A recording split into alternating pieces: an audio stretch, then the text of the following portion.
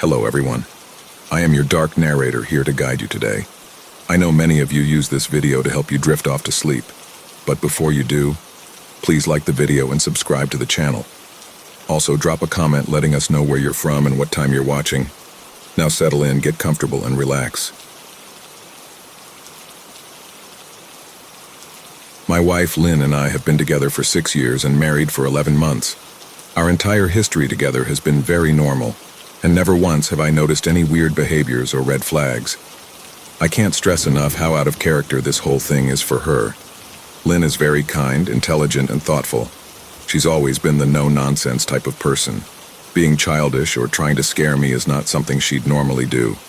She doesn't even like watching horror movies. When we first started dating, she agreed to watch The Shining with me because she knew how much I loved horror. She was so scared that she didn't even make it through half of the movie before we had to turn it off. She isn't into anything creepy and has never been into pranks.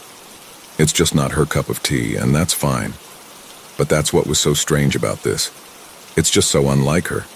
I should also add that she never had any mental health issues, and as far as I'm aware, it doesn't run in her family. I know some people are able to hide their mental health problems, but in the 6 years we've been together, I think I'd have seen some sort of sign. 2 months ago, I was in the kitchen making myself some coffee before work. I was running a bit late that morning and knew I wouldn't be able to make it to Dunkin' Donuts for my usual morning fix. I took a sip of my coffee as I hurried down the hall towards the front door, when I happened to notice Lynn peeking at me from around the corner ahead of me. I could only see her eyes, and a strand of her long dark hair hanging against the wall. The rest of her body was concealed behind the corner. I nearly spilled my coffee when I saw her. I did burn the shit out of my lips. "Geez, Lynn," I said, wiping a few drops of coffee from my pants. "You scared the shit out of me." She immediately popped out of view like a little kid that had been caught. I heard her scurry off towards the living room, and by the time I got to the front door, she was out of sight. It was really weird and just totally out of character for her, like I said. But I also found it kind of funny that she was being more playful and a little less serious. I shouted that I loved her and called her a weirdo. As I shut the door behind me, I heard her laughing. Her behavior was a bit odd, but it certainly wasn't something to call a priest over. I forgot about it by lunch, and by the time I got home, she was her normal self. I didn't bring it up, and neither did she, and life went on. The next incident happened 3 days later. It was around 2 a.m., and I had woken up to get a drink. I was standing at the kitchen island, jug of OJ in hand, when I felt a strong feeling that I was being watched. For whatever reason, I looked down at the floor and saw my wife's smiling face staring back. She was peeking at me from the other side of the island, staring up at me with wide, unblinking eyes and grinning like the Cheshire Cat. I screamed.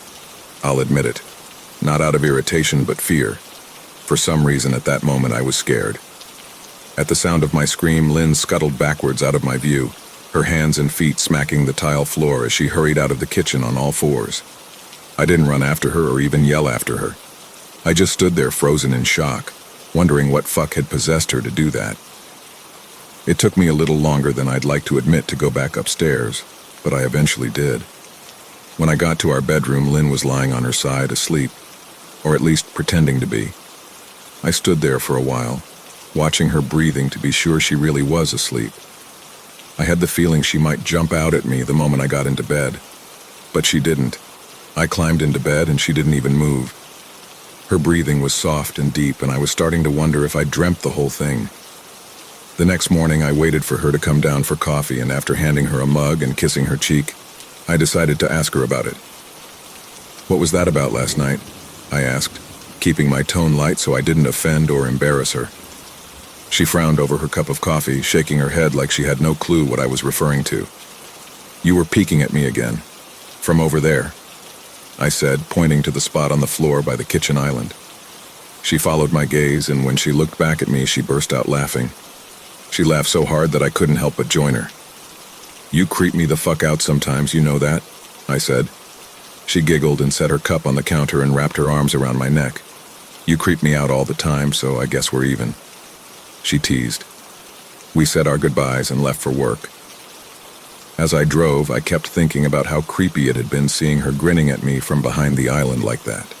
The sounds her hands made on the floor as she crawled away. I told myself she was just trying to be silly, just trying to join me in my love of all things horror. It's not like I was afraid of her. but it still didn't sit right with me. I started seeing her peeking at me more and more. Sometimes she'd be peeking out from behind the couch or living room curtains. Once she even managed to get inside her grandmother's old trunk that sits at the foot of our bed. I might not have even known she was there at all, had the trunk's old hinges not given her away.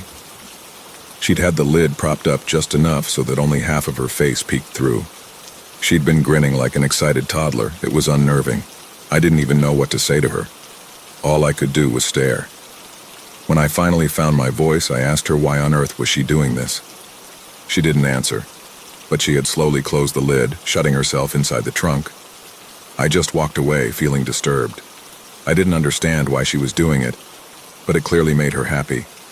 I just hoped she would tire of the game quickly. Lynn didn't peek at me for the next 2 weeks. I started to think she was done with her weird prank, and I was relieved. We were watching a show on Netflix one night, and I jokingly said that I hadn't seen her peeking at me lately, and that she must have given up on her spy game. She looked up at me with a small smile and said, "Maybe I've just gotten better at it." I didn't say anything, but I wondered whether or not she was joking. For the next few days, I couldn't stop thinking about what she'd said. Was she still peeking at me when I wasn't looking and I just hadn't noticed? And if so, what the hell was she getting out of this? I started to feel paranoid, constantly checking whether she was watching from around the corner or behind a door. I was jumpy whenever I was home and she wasn't in full view of me. I felt stupid and a little crazy, but after a few weeks without another incident, I began to relax. I stopped checking behind furniture and walls and told myself it was just a bad memory. Then a few days ago, things got so much worse. Lynn left to go to a friend's, and I lounged on the couch and played a couple games on my laptop. Around 9 p.m., I hopped in the shower, and as I was washing the soap from my hair, I felt that awful feeling that I was being watched. I slowly opened my eyes and almost had a fucking heart attack. Lynn was peeking from behind the shower curtain, her entire head stretched into the shower, leaving just her body outside. Her long dark hair hung against the curtain, the ends dripping with water. Her mouth hung open in a terrible grin, eyes wide and red, as if she hadn't blinked in a while. I screamed and jumped back against the wall. She didn't move, nor did her smile waver. Her makeup ran down her cheeks in 2 black streaks. She looked giddy and completely deranged. I was fucking terrified. We stood like that for a few moments, neither of us saying a word. Finally, after what felt like forever, she slowly pulled her head back out of the shower, and I watched her blurry figure through the curtain as she moved backwards towards the bathroom door. A second later, the bathroom door slammed shut, hard enough to rattle the mirror. I screamed again and jumped out of the shower to lock the door. I stayed inside the bathroom for over an hour. Maybe I overreacted to some of you. But joke or not, I wasn't going to put up with the crazy shit anymore. That's what I kept telling myself as I paced in my bathroom, stopping to listen at the door every few minutes. Suddenly I heard a muffled sound, and I pressed my ear against the bathroom door, straining to listen. I couldn't hear anything, but I envisioned Lynn standing on the other side of the door, giggling at her joke. I felt a surge of anger. I was beyond pissed at being made to feel scared in my own house, and made to hide in the bathroom for an hour. All for what? Some joke? If it was a joke, it was an awful one. "What the fuck, Lynn?" I snapped. "This shit is getting really fucking annoying." I waited for her to apologize or to call me a jerk, but instead I heard a faint moan, so quiet I wondered if I heard it at all, and then complete silence. "Lynn?" I called out, not able to even hide the shakiness in my voice. I got no response, just my own heavy breathing. "I swear to God, just fucking stop it," I yelled, pounding my fist on the door. I waited for her to cuss me out, something I would expect from me talking to her like that. I never screamed at her before, but there was nothing. Just the occasional drip from the shower head. I won't deny that I was scared, too afraid to open the damn door and face my own wife. I waited another 30 minutes or so, which feels like a fucking lifetime when you're scared. Finally, I decided I wasn't going to spend the night hiding in my bathroom, so I got down on my knees and peered under the door. I almost expected to see her face peeking back at me, but thankfully I didn't. I could see straight down the hallway to the top of the stairs, but no Lynn. I didn't know if I should be happy about that or not. I looked for a few minutes, waiting to see her head pop up over the top step, but it never came. I stood up, my hand hovering over the door, and mentally prepared myself to open it. I slowly turned the lock with shaky fingers and was about to yank it open when I heard a sound that still makes me feel nauseous when I think about it. A moan, louder than before. but this time I was able to tell just where it was coming from.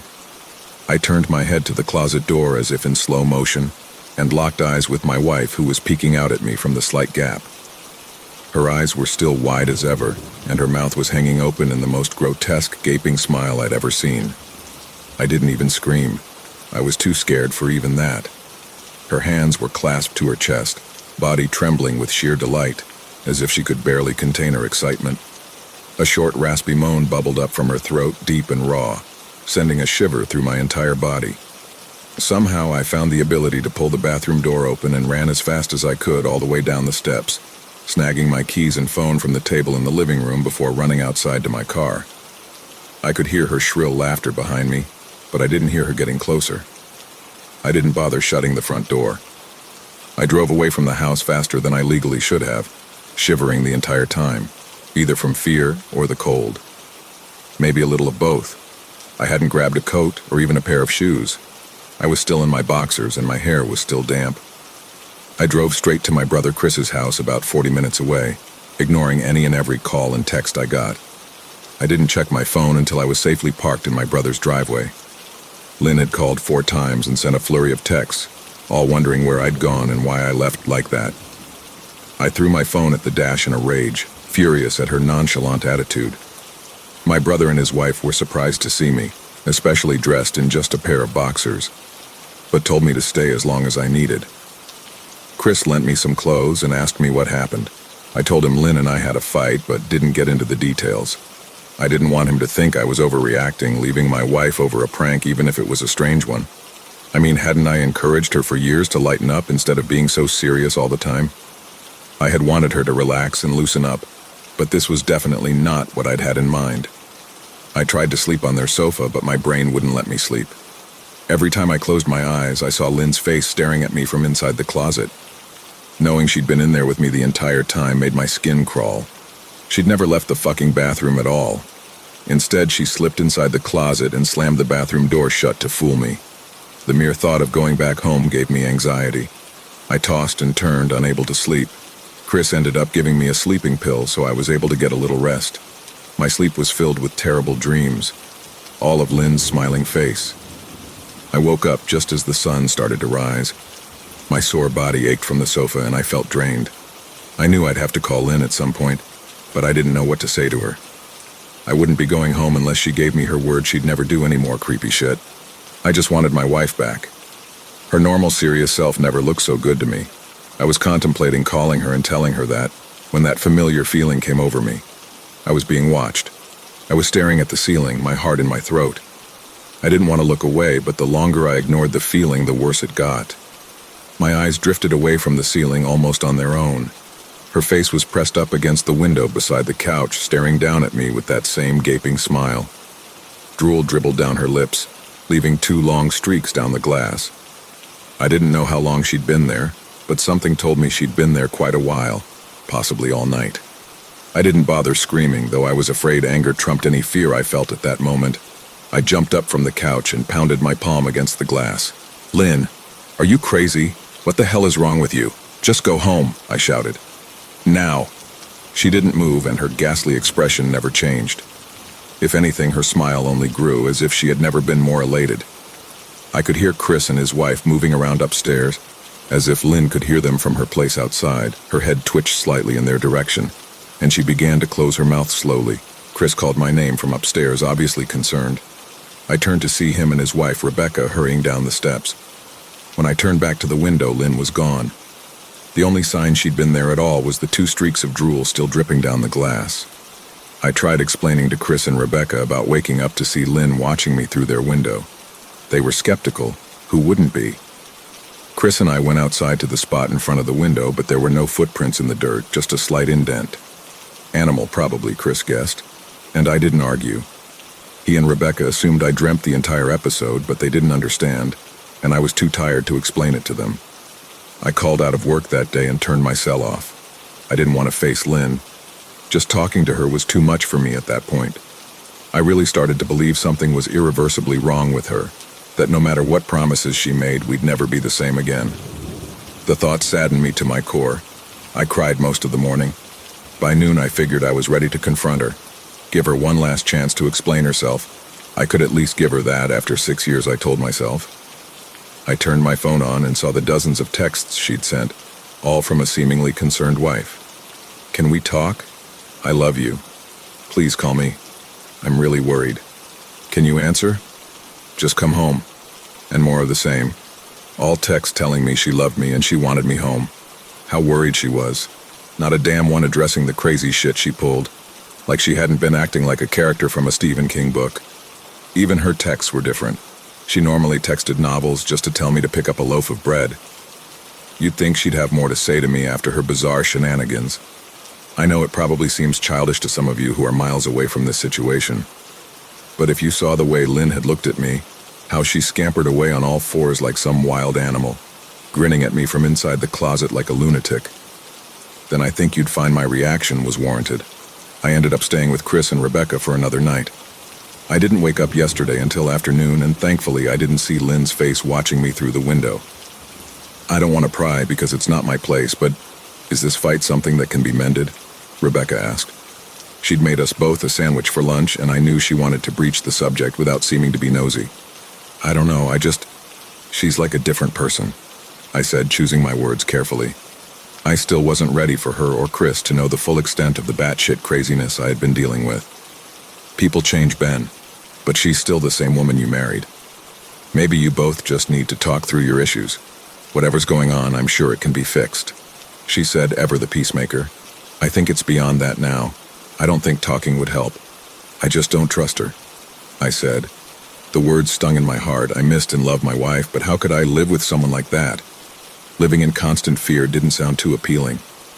Lynn loves you. She has to be absolutely crushed, she said. I don't know about that, I said.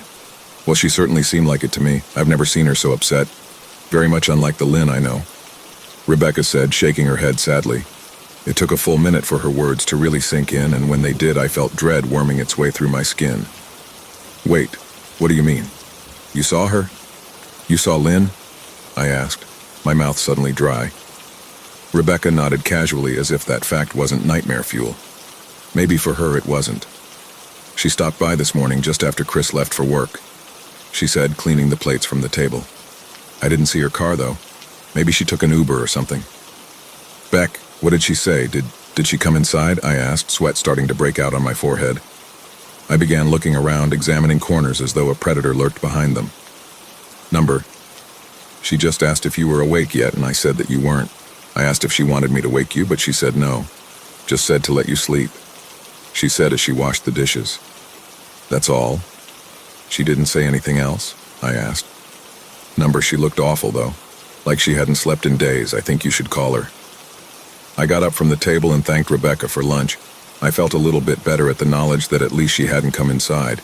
Still, I needed to double-check that the doors were locked. I sat for a while trying to figure out what to do next. I didn't want to go home, but I felt that I owed it to Lynn to help her if I could. Hadn't I swore an oath to love and honor her through sickness and in health? Clearly, she was very sick. If she was sick, which I truly believe she was, I had to try and get her the help she needed.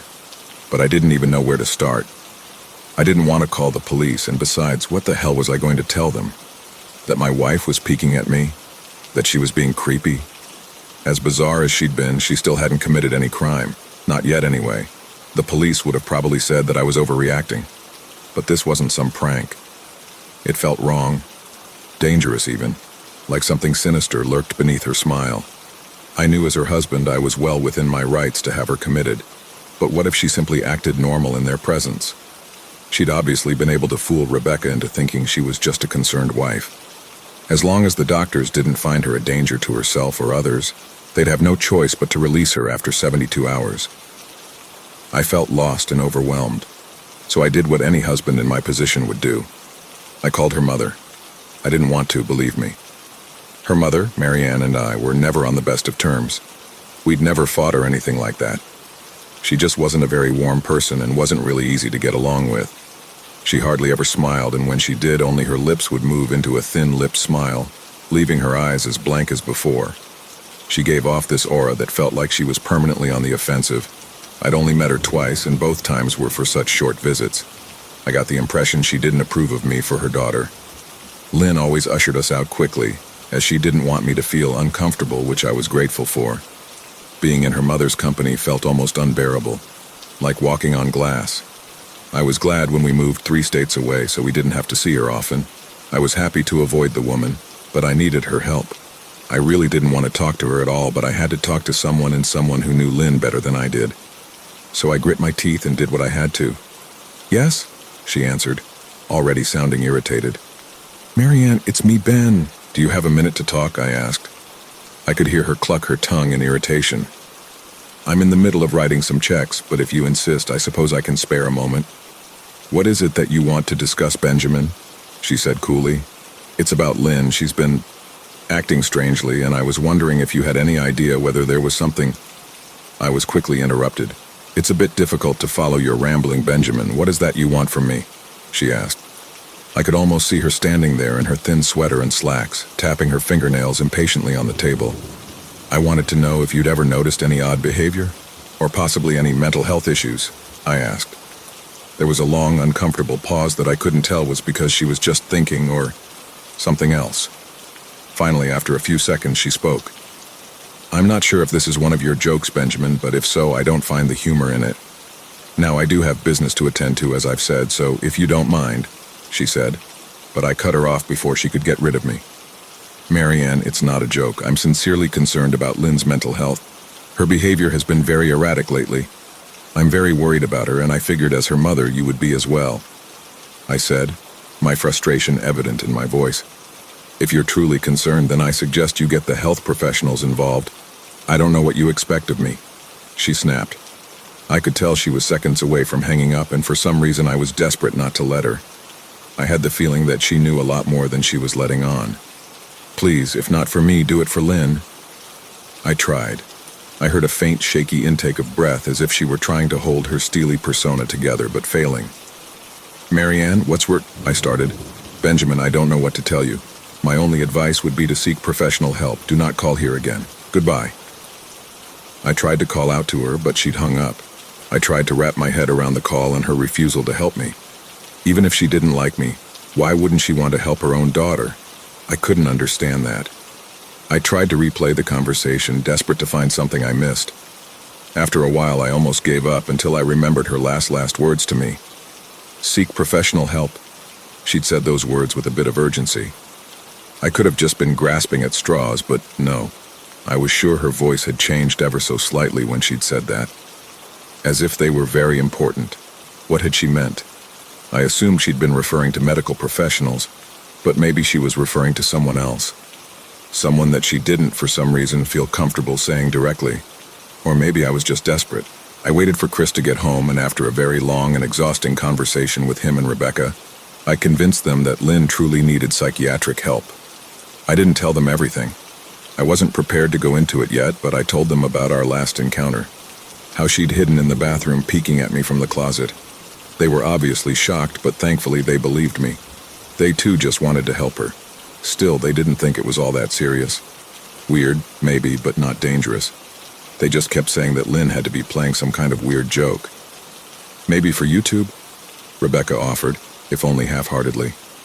Chris didn't think we should involve the police just yet. He offered instead to go with me, and I readily accepted. He reasoned that calmly talking to her, trying to coax her into going willingly, was the best recourse. I agreed to do it his way. At least I wouldn't be going into that house alone. We drove over this morning just after breakfast. There was no way I was going at night. When we pulled into the driveway, my stomach began doing somersaults. Her car wasn't there, but I still didn't let my guard down. The front door was ajar, and for a split second I thought we'd see her eyes staring through the gap. I was shaking and starting to sweat. Chris, however, was fine. He waited for me to open the door, his hands in his pockets like he was going on a fucking stroll through the park. I envied his ignorance. I pushed the door open and was immediately hit with the stench of rot. Chris smelled it too, and he walked in the house behind me with his nose scrunched up. "What do you guys use to clean the floors around here, shit?" Chris mumbled. "Shut up," I said, my eyes darting around for any signs of Lynn. The house was deadly quiet and dark, despite being 10 in the morning. All the curtains were closed up tight, refusing to allow any sunlight inside. If I hadn't left it just 2 days prior, I'd have thought the house to be abandoned. We moved through each room, carefully checking any place that she might hide, occasionally calling her name. "Why the fuck are you looking under the couch?" Chris asked eventually. "Aren't we looking for your wife?" He was looking at me like I was a moron. "Let's just go upstairs," I whispered. He shook his head but followed me up the stairs to check the bathroom and spare bedroom. On the way up, my shoes crunched over pieces of glass that looked to be littered over a few of the steps. I noticed that one of Lynn and my wedding portraits that hung on the wall along the staircase had been smashed. The frame hung crookedly, all the glass removed. I stared at the picture, a lump forming in my throat. We had taken the photo just after leaving the church after saying our vows. She looked so beautiful in her white gown. I looked at Lynn's beautiful face. I never dreamed her face would ever be a source of terror for me. We climbed the rest of the steps and checked the spare bedroom, but it looked completely untouched. I was hesitant to go into the bathroom, my fear from that night coming back to me all at once. Chris noticed and offered to go in by himself, but I couldn't let him do that. So we walked in together, checking the closet and the shower. The bathroom looked as if it hadn't been touched since the night I left. "I don't think she's here, Ben. Why don't you pack some clothes and we'll try coming back tomorrow or something?" Chris said. I nodded and went into our bedroom and shoved some clothes into a duffel bag. When I checked inside our closet, I came across the source of the smell and gagged. Chris took one look and lost all color in his face. He had to go stand by the stairs to get away from the sight and smell. I gazed down in shock at what lay inside my bedroom closet. Soaking into the rug were at least a dozen eyeballs, all carefully laid out in pairs.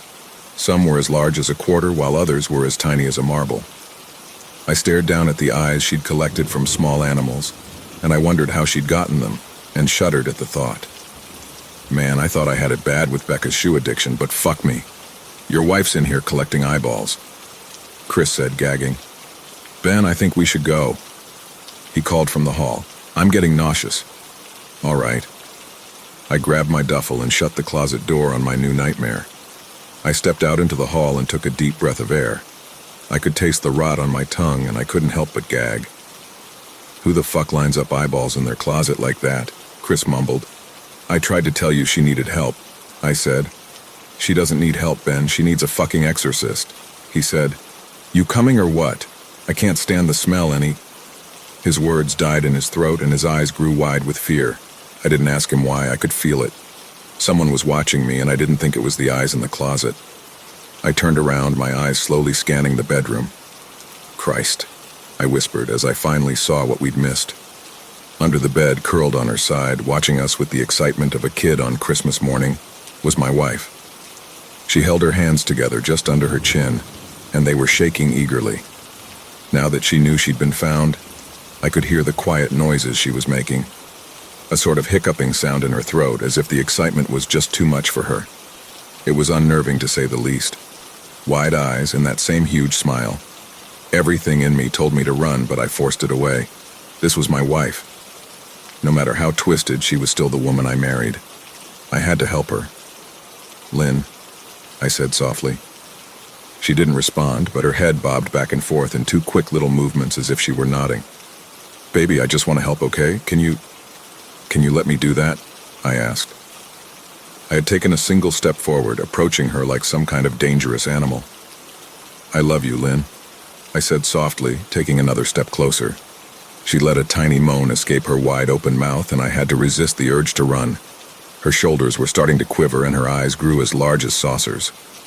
I crouched down so I could see her better, and immediately saw the blood. Her hands were covered in it. They trembled more the closer I got, as if she was barely able to contain herself. "Lynn, are you hurt? You're bleeding," I said. She bobbed her head again, her bloody fingers moving up and down as if playing an invisible piano. They occasionally grazed her chin, leaving smears of blood on her skin. I wanted to recoil in disgust. The smell that was coming off of her was revolting. I could feel the vomit trying to climb up my throat. Her lips were dry and stretched thin, blood seeping between the cracks. I knew she wouldn't come out on her own, but I didn't want to leave her in the state she was in. I scooted closer and reached out to her. The excited hiccuping sounds got louder and her hands shook, fingers flexing. It was then that I could see the blood oozing from in between her fingers. "Oh my God, Lynn, you're bleeding," I said. Instinctively, I reached out to take her hand, but before I could even touch her, her hand sprang out towards me. A sharp pain shot through my arm, and I fell back on my ass. My arm burned, and I could see the blood dripping down onto the carpet. I looked back at her in shock and saw her grinning madly, her fingers clutching a large shard of glass. "You all right in there?" Chris asked from behind me. I turned my head slightly and nodded to him, cradling my arm to my chest. When I turned back to face Lynn, I saw that her focus had shifted. She wasn't looking at me anymore, and she wasn't smiling anymore either. She was staring past me, her eyes glaring at Chris the way a hungry lion might stare at an antelope. Her mouth was still hanging open, but it was twisted into a snarl. I got to my feet and began walking backwards down the hall, afraid to take my eyes off her. "Are you bleeding?" Chris asked. The moment the words left his mouth, Lynn started fast scooting out from under the bed, the glass shard still in her fist. "Chris, run, go," I yelled. He must have been too afraid to move, because a second later I felt my back bump into him. He was still standing at the top of the stairs, staring at the horror that was my wife. Lynn had crawled completely out from under the bed and stood in the bedroom doorway, her face twisted in rage. Her whole body was visibly tense. Blood ran down her fingers and onto the floor. "Jesus, Lynn," Chris said. You, playing hide and seek?" I reached back and pushed him towards the steps. "Move your ass, Chris," I said as quietly but firmly as I could. Lynn bobbed her head in fast, sharp motions and began to grin, stretching her mouth open wider and wider so that her chin seemed to touch her chest. I heard Chris mutter a prayer, and then he was running down the stairs. I stood at the top of the steps, stuck between the love for a woman who clearly needed serious help and self-preservation. "I only want to help," I said, choking back tears. Her eyes focused on me once again as she slowly lifted the glass, holding it out in front of her. And then she started sprinting towards me, grinning with utter excitement. Thankfully, my body took over and I flew down the stairs, skipping 2 or 3 at a time. I made it to the front door before I felt her leap onto my back, wrapping her arms around my neck, her open mouth next to my ear so that I could hear those terrible hiccuping sounds up close. I shook her off me, knocking her to the floor. I felt a searing pain in my back as she went, but I tore open the front door and bolted to my car. Chris was standing in the front yard talking on the phone with the police. I didn't say a word, I just ran to my car and jumped in. Chris took the hint and followed me, still on the line with 911. I watched the rear-view mirror, sure I'd see her there running after us, but I never did. I went straight to the ER and got 11 stitches in my arm and 3 on my back. The police asked a lot of questions and went back to the house to do a search, but of course Lynn wasn't there. They advised me to stay with a friend or relative for a while and to file a restraining order as soon as I could, but none of those things would matter. Somehow I just knew. I dropped Chris off at home and went to a motel an hour away. I wanted to put as much distance between me and Lynn as I could. This is where I've been for the last 4 hours. I thought maybe the police would find her. Maybe they'd get her the help she desperately needs. But now I don't think so.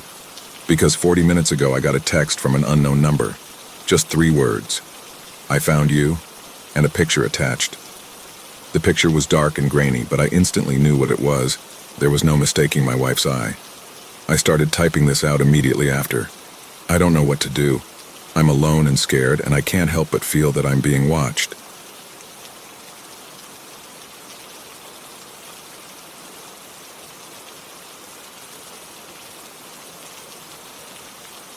We thought it was just a camping trip, a weekend escape to the woods. We didn't believe the stories, the warnings about what's out there watching. We laughed when we found the tracks. We thought it was just a joke. But by the time the sun rose, only 2 of us were left, running for our lives, leaving the others behind in the darkness. If you ever go into the woods and the forest goes silent, run. Don't look back, because that's when it comes for you. The forest was beautiful at first. The kind of serene, untouched beauty you only see in photos. The Pacific Northwest in early autumn, golden sunlight streaming through the canopy, a faint mist clinging to the ground. Everything smelled like pine needles and damp earth. It was supposed to be the perfect getaway. Me, my boyfriend Jake, and our best friends, Carly and Trevor.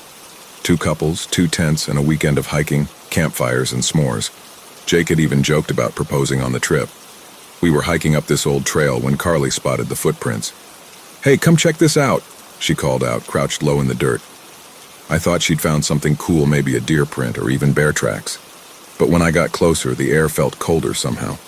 like the forest had inhaled and was holding its breath. The tracks were enormous, at least twice the size of Trevor's boot, and spaced far apart like whatever made them had a huge stride. The edges were deep, pressed into the dirt as though something impossibly heavy had passed through. They were eerily human-shaped 5 toes, a heel but grotesquely large. "What the hell is that?" Carly asked, grinning nervously. "A hoax or what?" Jake snorted. "Bigfoot, obviously. Or a bear," Trevor offered, though his voice wasn't convincing. He bent down, running his fingers over the edge of the print. "Except, bears don't leave tracks like this." "Don't be dramatic," Carly teased, but her voice cracked slightly at the edges. She looked up at me and laughed nervously. "I mean, it's not like it's real, right?" None of us answered. Jake made a joke about TikTok and staged a mock Bigfoot sighting video. It was stupid, but it made us laugh, and we moved on, leaving the tracks behind. That night, the forest was quieter than it should have been. At first, we didn't notice. We were too busy setting up camp, getting the fire started, and arguing over who got the last marshmallow. But as the sun dipped below the horizon, it hit me there weren't any crickets. No frogs, no birds. Just the crackle of our fire and the occasional whisper of wind in the trees. "Why is it so quiet?" I asked, hugging my knees to my chest. Trevor shrugged. "Maybe we're too loud, scared the wildlife off." "Yeah," Jake agreed, poking at the fire with a stick. "Or Bigfoot's out there stalking us." He grinned and let out a low, exaggerated growl. "Stop it," Carly snapped, glaring at him. "It's not funny." "Relax," he said. "You don't actually believe in that crap, do you?" But Carly didn't answer. She just stared out into the dark trees, her face pale and drawn. And for the first time all day, I wondered if maybe she did. We heard it around midnight. It started as a low, distant howl, echoing through the trees. Not like a wolf or a coyote, those sound natural, wild but familiar. This was different. It was low and guttural, like something huge and primal calling out from the depths of the earth. "Probably just an elk," Trevor muttered, but his voice was tight. The howl came again, closer this time. Then it stopped. The silence that followed was suffocating, like the forest was listening. Waiting. "Okay," Carly whispered, her voice shaking. "This isn't funny anymore. I want to go home." Jake sighed. "Carly, come on, it's just an animal. It's not—" A branch snapped, loud, close. We all froze, the blood draining from our faces. Jake pointed his flashlight toward the trees, sweeping the beam across the undergrowth. The shadows seemed to shift, melting into shapes that vanished as soon as the light hit them. "There's nothing there," he said, but even he didn't sound sure. Another crack. This time, from the opposite direction. "What the hell?" Trevor muttered, standing up. "Don't," Carly hissed, grabbing his arm. "Don't go out there." But he was already walking toward the sound, holding his flashlight like a weapon. Jake followed him, muttering something about idiots in horror movies. The rest of us stayed by the fire, clutching each other like lifelines. The darkness seemed to press in closer, the shadows lengthening as the fire burned lower. Every second felt like an hour. Then we heard Trevor scream. Jake came running back first, his face pale and twisted with terror. He didn't say a word, just grabbed my arm and pulled me to my feet. "Run!" he gasped. "What? What happened?" I stammered, but he just shook his head, his eyes darting wildly. Trevor staggered out of the trees a moment later. His shirt was torn and there was blood on his hands. Carly ran to him, but he shoved her away. "We have to go," he shouted, his voice cracking. It's not an animal." "What's not an animal?" I demanded, panic rising in my chest. And then I saw it. It stepped out of the trees, its massive frame illuminated by the dying firelight. It was huge, easily 8 feet tall, its shoulders impossibly broad. Its skin was covered in matted fur, but its face was almost human. The eyes were deep-set and gleaming, the nose flat, and the mouth, too wide, filled with yellowed teeth. It let out a low, rumbling growl that shook the ground beneath my feet. "Run!" Jake screamed, and I didn't need to be told twice. The next few minutes were a blur of crashing branches, panting breaths, and the relentless thud of heavy footsteps behind us. We ran blindly, Jake and I in one direction, Carly and Trevor in another. I wanted to stop, to scream for them, but Jake wouldn't let me. He dragged me along, his grip bruising my wrist. The growl came again, closer now, followed by a sound that made my blood turn to ice, a wet, crunching noise like bones snapping. And then Carly's scream, high-pitched, raw, and abruptly cut off. "No!"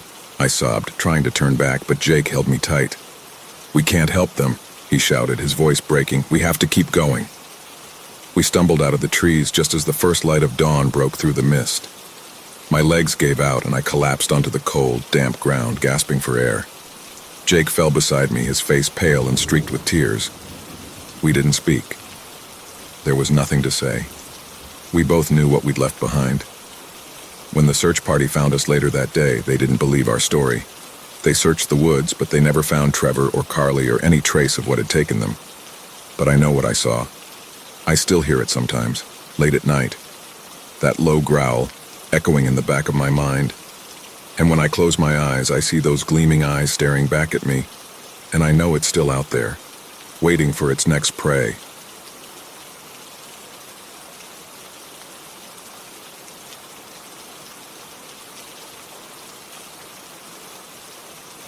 I was 17 when this happened. I heard about the dark web before, but I wasn't really into that. I started watching these horror stories on YouTube, and some of them were about them going in the dark web and some spooky shit happens. Like people coming to their houses and stuff. I didn't really believe in that stuff. So one day I decided to download the Tor browser and go on the dark web. Pretty usual illegal stuff. Weapons for sale, organs for sale, CP, drugs, Bitcoin and stuff like that. I was going through for some time clicking random stuff, and I thought only maybe an hour had passed. But it was like 1 a.m. I usually sleep at 10 p.m. I was pretty lost at this point, don't know what I was clicking, and I clicked on this one link that led me to a site which had a red color. Then there were videos and pictures of where people being killed, murdered, or tortured. There were lots of videos of them. I remember there was a video of 2 girls, young, I think, around the ages 17 to 25 maybe. I don't know, but they were pretty young. They were tied up in the middle of a forest. They were laughing or crying, it was hard to tell. About something. The video was only about 40 seconds, so while they're laughing, this guy comes up and shoots both of them in the face with a pistol. I was fucked and disgusted at that point because I didn't think I see that shit. I was in complete shock. These videos were on a high resolution, not 4K or 8K. But like in 1080p, to the point where I can recognize the victims clearly. Poor souls, may they rest in peace. There were more videos of people getting murdered. Another one was a woman being tied up in a forest and 2 people come and start beating her and cutting her with machetes. One of them then started cutting her throat. There was nothing she could do. Her mouth was covered with a cloth, her race was black, that's all I could say about here.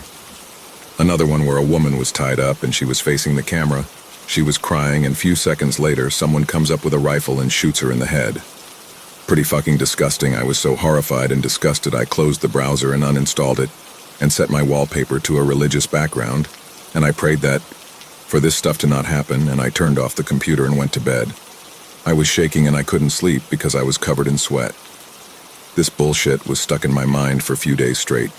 Anyway, I am better now. Still feared of that stuff, but not as much. I prayed basically every day for the first few days after that encounter. I am feeling a lot better now. And I believe that the people that actually do this stuff are going to face consequences, by law or by nature. And the victims are probably unlucky souls or bad people that have done similar things. So basically it's just going round and round until one of them realizes and stops. Maybe the victims did something to piss them so bad, or they messed with the wrong people. I still think of this from time to time. If you are planning on going on the dark web, I encourage you not to.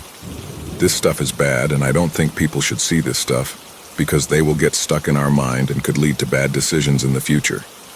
Thanks for reading. I wish everyone good health and never be involved in shit like this. It was pretty scary for me at least, because I was never into that stuff. And always remember, if someone pisses you off or is trying to provoke you, just ignore them, don't get into fights. Because someday you are gonna wish you never did. Take care now, bye.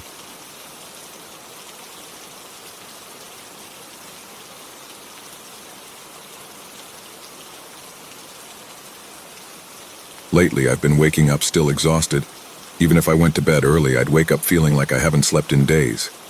Trying to get out of bed for work was almost impossible, which was strange for me because I was always a high-energy sort of person. A few hours of sleep and I was always good to go.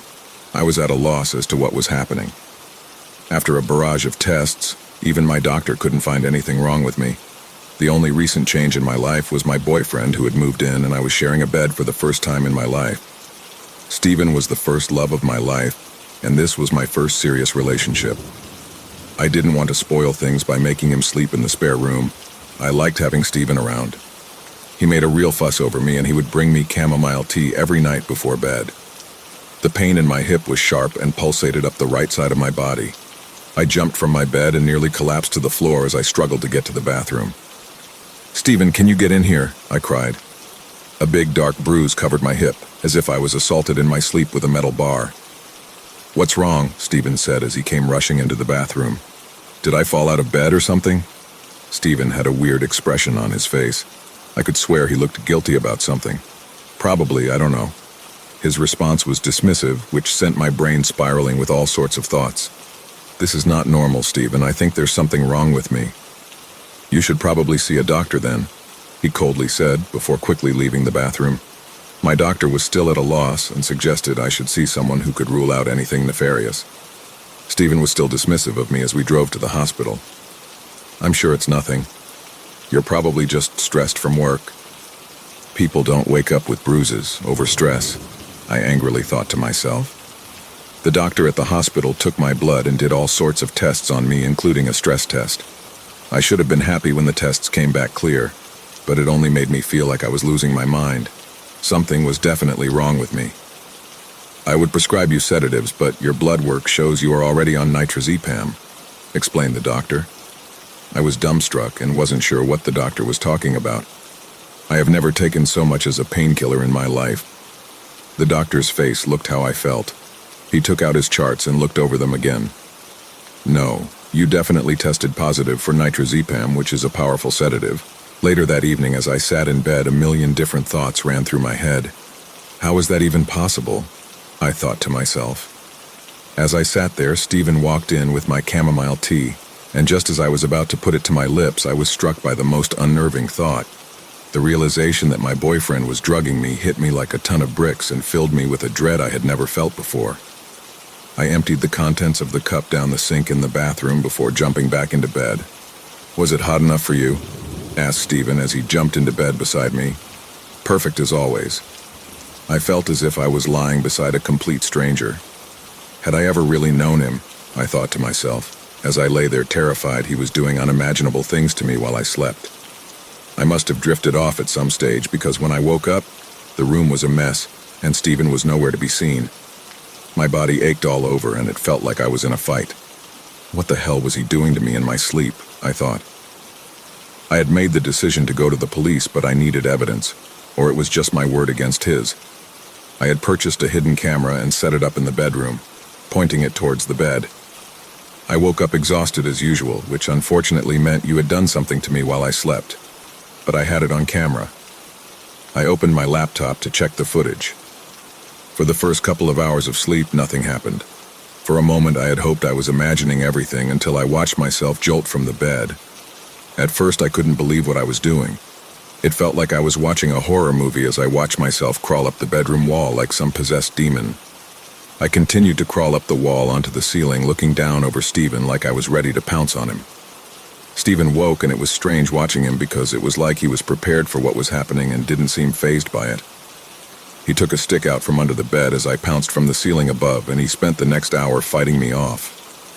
I watched as he subdued me on the bed before pulling out handcuffs and cuffing me to the bed. I looked at the marks on my wrists, which made sense now.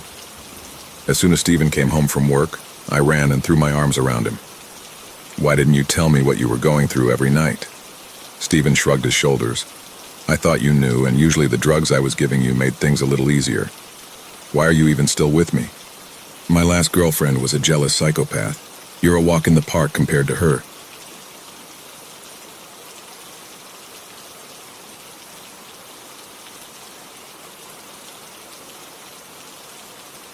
So I got home at around 11 p.m.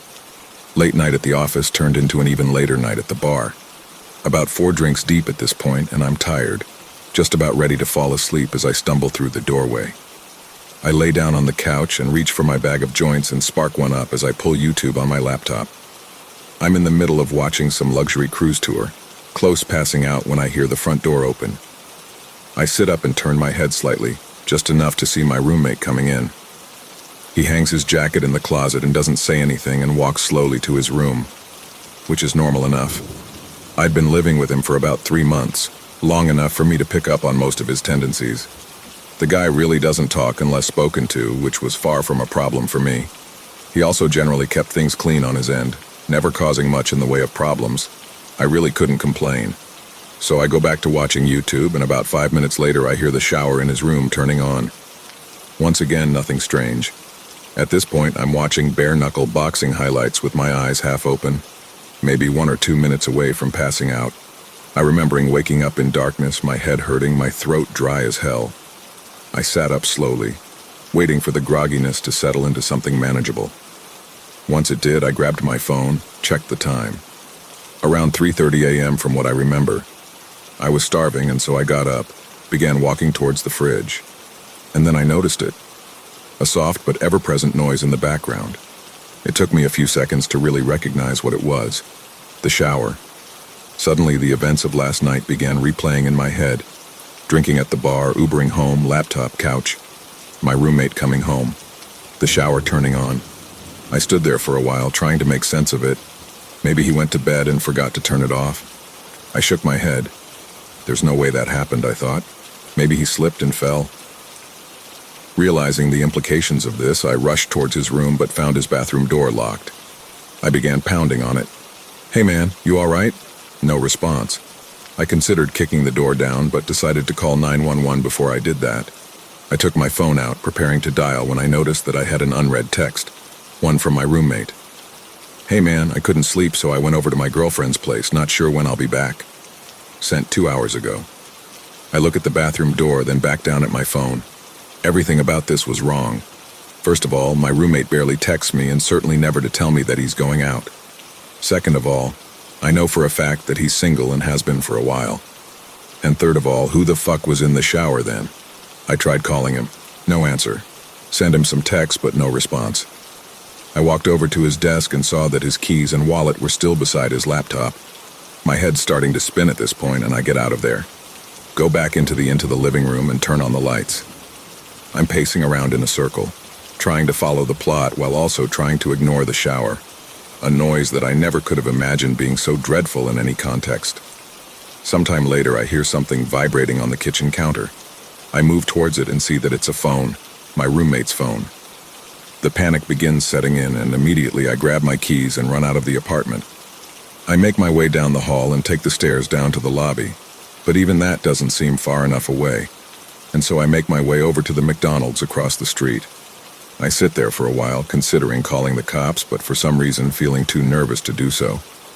But even though there's hardly anybody in there, the place begins to feel suffocating, and I decide to leave, walking back out onto the empty streets. Almost immediately, I get this feeling that I'm being watched, and I feel my gaze drifting up and towards the apartment. Soon, I'm looking at my balcony, and I see somebody standing there. A dark figure stood completely straight, stiff to the point where it nearly resembles a mannequin. But it isn't one. If I look closely, I can see it just slightly swaying. I froze in place, my mind hardly able to understand or accept what it was seeing. It's not my roommate, it's too tall. In fact, it's too tall to be anybody I know. Its head nearly scraping the bottom of the balcony above. No matter how hard I tried, I couldn't make out any of its details. The darkness and distance may have been enough to explain that away, but there was something about it that drove me towards a different conclusion, that this thing simply possessed no details that could have been observed, that the only element of its composition was that of unadulterated darkness. Of course, my gut instinct was to get the hell away from it, but the voice in my head was telling me that if I were to try and run, this thing would end up following me. I went back into the McDonald's instead, locking myself in the bathroom as I finally dialed 911. I told the operator that somebody had broken into my place, but that I had gotten out of there without them noticing, but that they were still in there. It was the story that most accurately represented the situation without making me come across as batshit. The operator told me that they'd be sending somebody over for me to hang tight. I left the bathroom, waiting at the table closest to the exit, until I could see the red and blue lights cutting through the darkness. I went outside to meet the cops, looking up at the balcony to find it empty, though the door to the living room had been left open. They pelted me with a bunch of questions that I found difficult to answer. Is the intruder armed? Do I have an idea who it might be? What are their intentions? I told them I didn't know, that I couldn't figure it out, but they just kept on asking. Soon I was practically yelling at them to go up there and check it out for themselves, and I suppose the terror in my voice was enough for them to begin taking this seriously. They told me to wait by the entrance, and I watched on as they entered the building. I was out there for a long time, growing increasingly anxious at the thought of what they were going to tell me when they came down. A few minutes later, the silence was broken by a single muffled gunshot. My heart dropped into my stomach, and I continued to wait there, unsure of what to do otherwise. 20 more minutes of silence, and the officers still hadn't come down. Soon I could hear more of them approaching in the distance. Before I knew it, 4 more cop cars had pulled up around me, and the scene had fallen into chaos. Officers shouting over each other and into their radios, more questions being hurled my way, none of which I was able to answer. The next few sequences were mostly a blur, but I remember the building being evacuated. The tenants frightened and confused as they were ushered outside, while the officers became more and more frantic. I remembered hearing more scattered gunshots, some screaming, other noises that were difficult to make sense of. There were a few lapses in my memory after that, but I recall being pushed into the back of a police car. After being driven to the station, I was led into one of the interrogation rooms where I found 2 nondescript men in suits waiting for me. They didn't introduce themselves and immediately went into a series of questions, each one more bizarre than the last. What company was your roommate employed by? What was the nature of his job? How many different people have been inside your apartment since your roommate moved in? Have you ever heard voices inside the apartment from the hours of midnight to 3 a.m.? Voices that did not belong to your roommate? Have you ever seen a circle of people standing outside of the apartment from the hours of midnight to 3 a.m.? People that were exceptionally tall, and one of the most unsettling ones. Have you ever seen somebody standing at the foot of your bed upon waking up between the hours of midnight to 3 a.m., only for them to disappear moments later? If so, do you remember what they looked like? Any distinct features? As they continued probing me, my mind began conjuring up some of the strange shit that had happened after my roommate had moved in.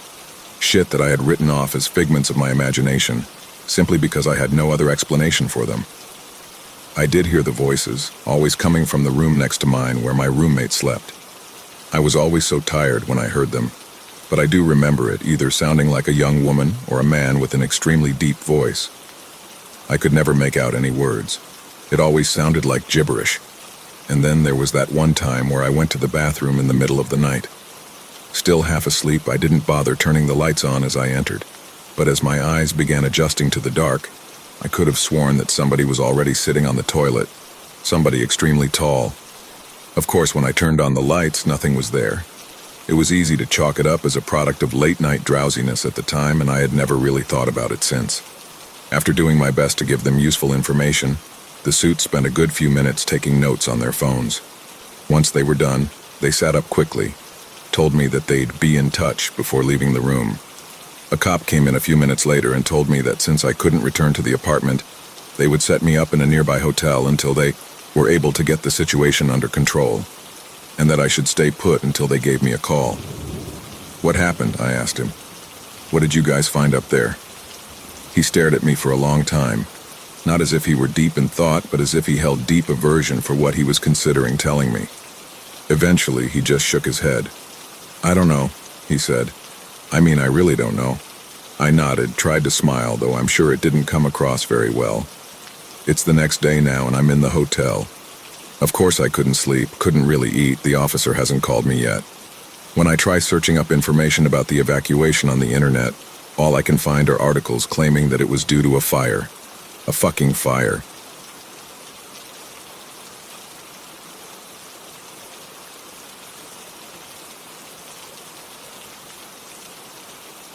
I live in a small village close to a forest named Visitors Woods. From late childhood, I often heard a chilling story about why it got that name.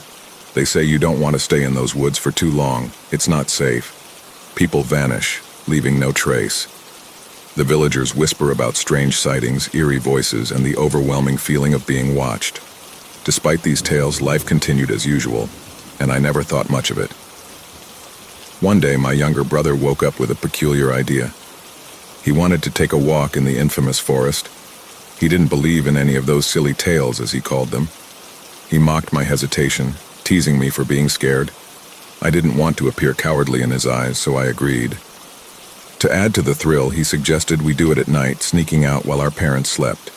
It felt risky, but I couldn't back out now. At midnight, we grabbed a flashlight and some snacks, then slipped out of the house. The forest was eerily quiet, with only the crunch of leaves beneath our feet. At first, everything seemed fine, even exciting. But as time passed, we realized we were hopelessly lost. We tried retracing our steps, but quickly gave up. Exhausted and disoriented, we decided to sleep and find our way out in the morning. 3 hours later, I woke up to strange, unsettling noises. My heart pounded as I scanned the darkness, calling for my brother, but he was gone. Thinking he might be looking for a midnight snack, I called louder.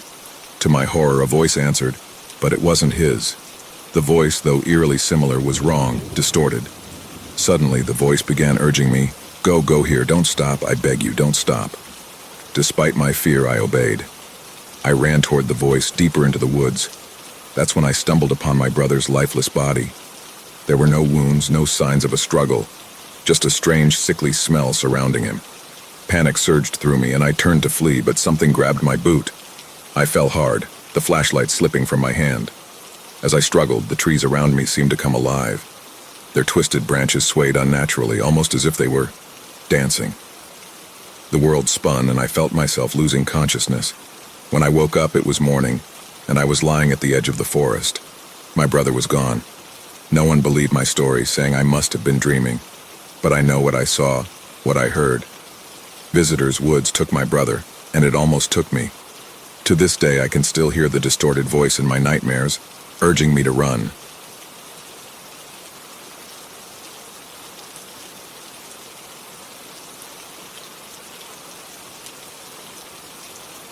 Floating, drifting in total infinity. The Earth looks the same as in our science books. Otherwise, there is just pitch-black space. Occasionally, flashes of light far away, perhaps a star's death, cut through the darkness like a scream. Random chunks of metal and rock fly around at lightning speeds. I can see the sun almost from every angle, a bright yellow ball emitting flames. The closest thing I've seen is our moon. It looks like a floating cremation ground with uneven, countless craters. I've tried counting them, 891 and counting. That's it. This is all I get to see. I haven't talked to anyone in what feels like forever, because there's nobody. The silence is suffocating. Unfortunately, it was not suffocating enough to kill me. All I hear is my breathing. It's the only sound. And I hope it stops soon. My health hasn't deteriorated, but I wish it would. There's no sense of direction here. There's no day, only endless nights. It happened so fast, a bright flash, a sound so loud that everything went silent afterward. Our spaceship, a GN-13, was en route to the International Space Station when it was torn to pieces. My crewmates Romano and Gian were lucky. Their helmets shattered instantly. They died right then and there. But I survived, and I wish I hadn't. Staring into oblivion, I haven't felt the urge to eat or drink. Strange. The oxygen gauge shows high oxygen levels every time I check, even stranger. I'm stuck in this spacesuit with no purpose. There's no room to move. I've seen myself only in the faint reflection of my helmet. The only parts of me that can move are my fingers. I try hitting my helmet with my fist to crack it open, but I fail every time. I have nowhere to lie down, no place to sit. I just float. All I can do is sleep. I close my eyes every single time, wishing I would not wake up again, but I do, every single time. If anyone's listening to me, please don't reply. I don't want hope. Hope will only make this worse. Just then, a crackling sound breaks the silence. A voice, not human in any way. You're closer than you think. The void is not the end, only the beginning.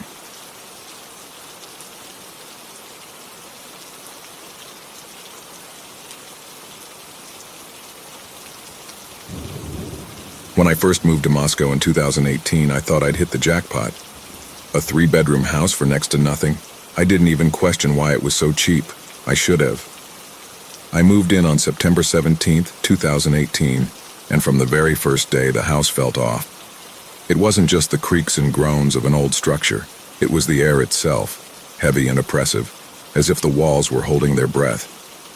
One of the bedrooms was locked. When I asked the landlord, he waved it off. "It's storage," he said, avoiding eye contact. I didn't press him.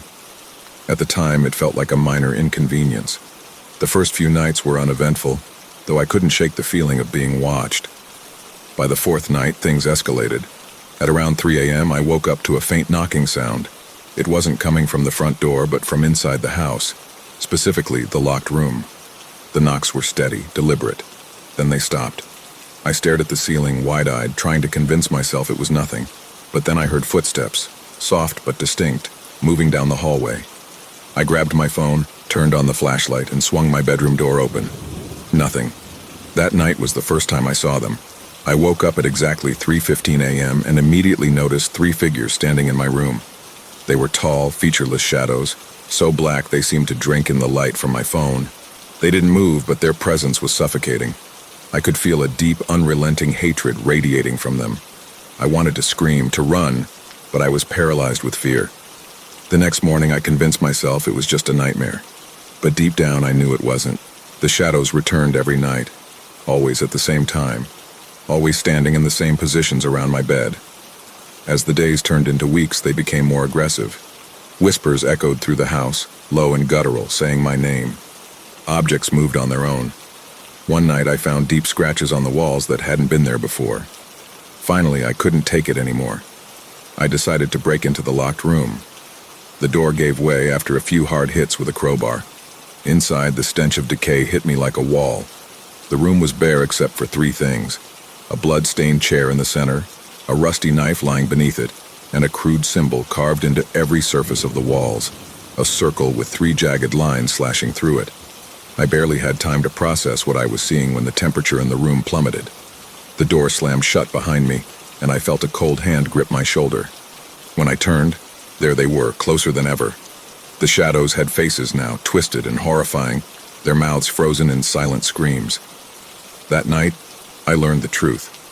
Through frantic research at a local library and piecing together snippets of urban legends, I discovered the house's gruesome history. Decades ago, a man had lived there with his wife and daughter. Driven mad by jealousy and paranoia, he murdered them both before taking his own life in that very room. Their restless spirits had never left.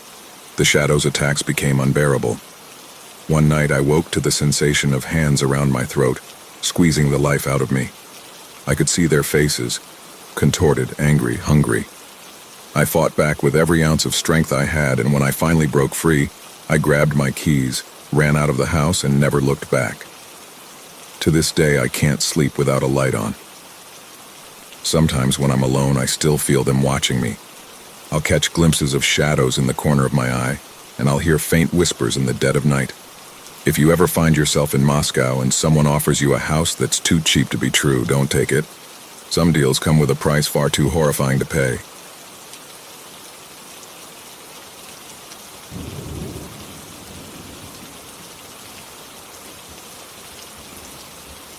I had been dating Mary for about 2 months when she told me about the marble. We had already exchanged the L word. At least she had. She said she loved me, that she wanted to be with me forever, that she wanted nothing more than to spend every night of her life with me in my arms. I couldn't say it back to her, because obviously how could I? She had never actually spent a whole night with me. How could I say I love you to a woman who desperately rushed out of the door after a few hours with me? Oh, we slept together. There was no problem in that department. The most amazing sex of our lives, we murmured to each other, our limbs and hair intertwined. Then, as we would get drowsy and heavy, she'd jerk up, frantic, her jade green eyes wide open in terror, start pulling on her clothes. "Mary, come back," I'd beg. "Sweetheart, where are you going? Stay with me." She'd kiss me. "No, I can't. I have to go home. I can't sleep over. I told you so." "But why? You said you don't have kids or husband." I couldn't help the note of suspicion in my voice. "I swear I don't." She would kiss me deeply. "I just can't sleep over. It's nothing bad, I swear. I have to go." And she'd leave, I believed her. And eventually, after she told me she loved me, she swore me to secrecy and told me the real reason why she wouldn't stay. Sitting close to me, snuggling up, she said, "Farid, please believe me, I turn into marble when I fall asleep." I smiled kindly. "Okay, Mary, whatever." "No, I'm serious. I turn to actual stone when I sleep. It started happening after an old boyfriend of mine." She paused for a moment and swallowed hard. Tried to assault me while I was asleep. I fought down the shocking rage which flamed inside me. I drew her closer to me, kissed her, and asked, "What do you mean, my love?" Tears spilled out of her eyes.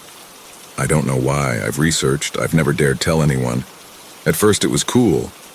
Then that's how I knew. I started dating again, and it happened the first night I slept over with the new boyfriend, Barry. I was wakened by his screaming. He was screaming, staring at me. I had turned into a marble statue when asleep, and as I wake up, I turn back to normal human flesh. I shook my head. I didn't understand what she was talking about, but I realized it was some sort of trial of our love. I didn't need to understand. I kissed her trembling lips. "Listen, Mary, I don't care about that, okay? You could turn into a frog when you fall asleep, and I would still love you." Her eyes lit up. "Oh, Fareed," she sighed, "you've never told me you loved me before." I kissed her again. "I haven't? How remiss of me. I'm telling you now. I love you, Mary." She started crying. I thought it was from joy, but thinking back to that night, I realized it was from relief.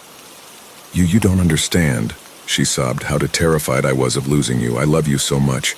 And the sleeping thing, I've never slept over with a man since Barry. He killed himself. He couldn't handle seeing me turn into marble. It wasn't my fault. He already had issues." I stroked her jet black hair. "Shh, shh. You don't have to talk about it." But she continued sobbing and talking. No. I ruined all my relationships because I couldn't sleep over with anyone. They all said they didn't mind at first. Then they grew suspicious like you just did. Thought I must be cheating on someone. And then I heard you sounding the same. I couldn't bear it, so I'm telling you, it's just because I turn into marble when I fall asleep. I've filmed myself. It starts from my legs, and then the marble comes all the way up. And then when I wake up, it's reversed. From the top of my head going down, I turn back into human. I wanted her to stop talking about the marble and Barry and the other men she'd slept with before me. I held her closely, kissed her face, which was wet with tears. "Please, Mary, please, it's okay. I believe you. I didn't mean to sound suspicious. I'm sorry. Stay over with me tonight, please. I don't care about the marble." Her sobs gradually faded, and she clung to me. Soon enough, our embrace changed from solace and comfort to passion. Our time together was the most joyful we had ever had. The burden of confession off Mary's shoulders, she abandoned herself to pleasure like I have never seen in a woman, and probably never will again. It was around midnight, I think, that we fell asleep, entangled in each other. I jerked awake only a short while after, conscious of a heavy coldness pressing against my skin, my neck. Something stone cold was against me, digging into my flesh. My right arm and leg seemed to be caged in something cold. I reached out with my free arm and switched on the bedside light, confused and groggy.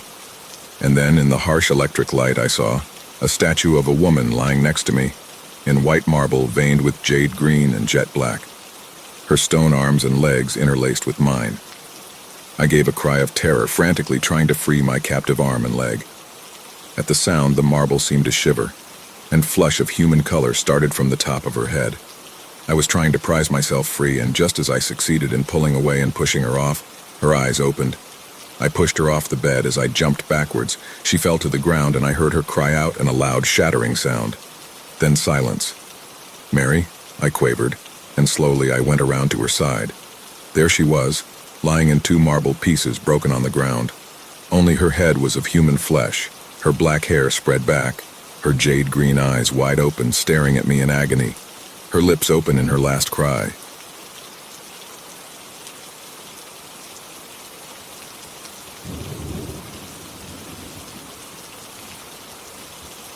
You wanted to dig a hole to bury something in. You're out in your backyard, it's snowing. The air shrinks your lungs and sticks your nose hairs together.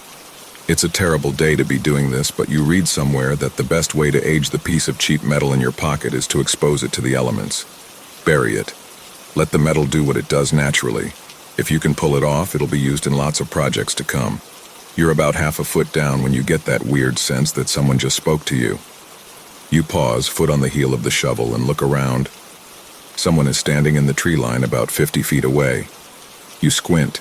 You can't quite make them out. Their general shape is familiar, but not specific enough to attribute to anyone. You try to remember if the neighbors were going to be out of town this week or the next. It's just you and them on this little dead-end offshoot of the main road.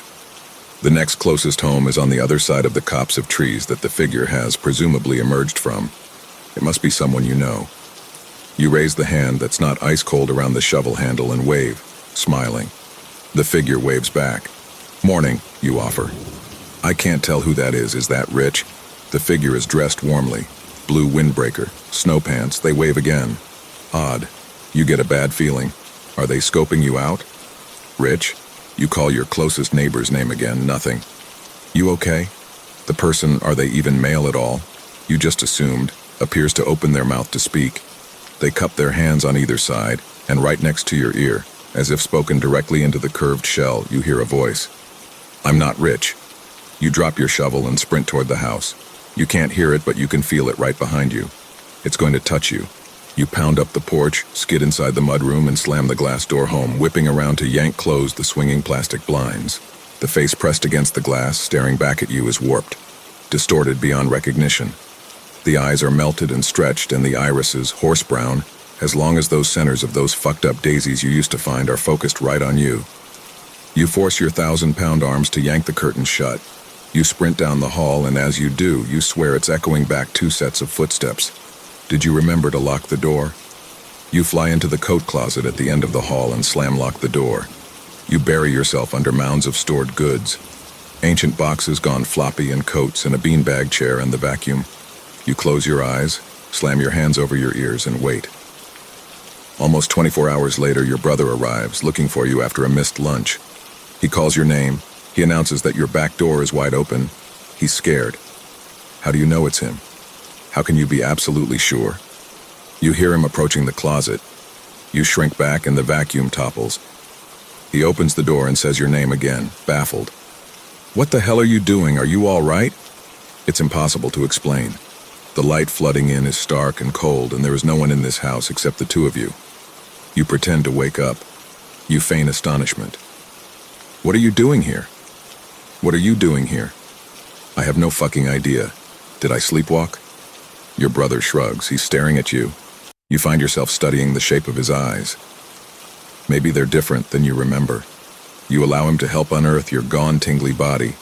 Everything is cramped. As you gather new clothes, change, prepare to leave with your brother, you cannot find a trace of any intruder.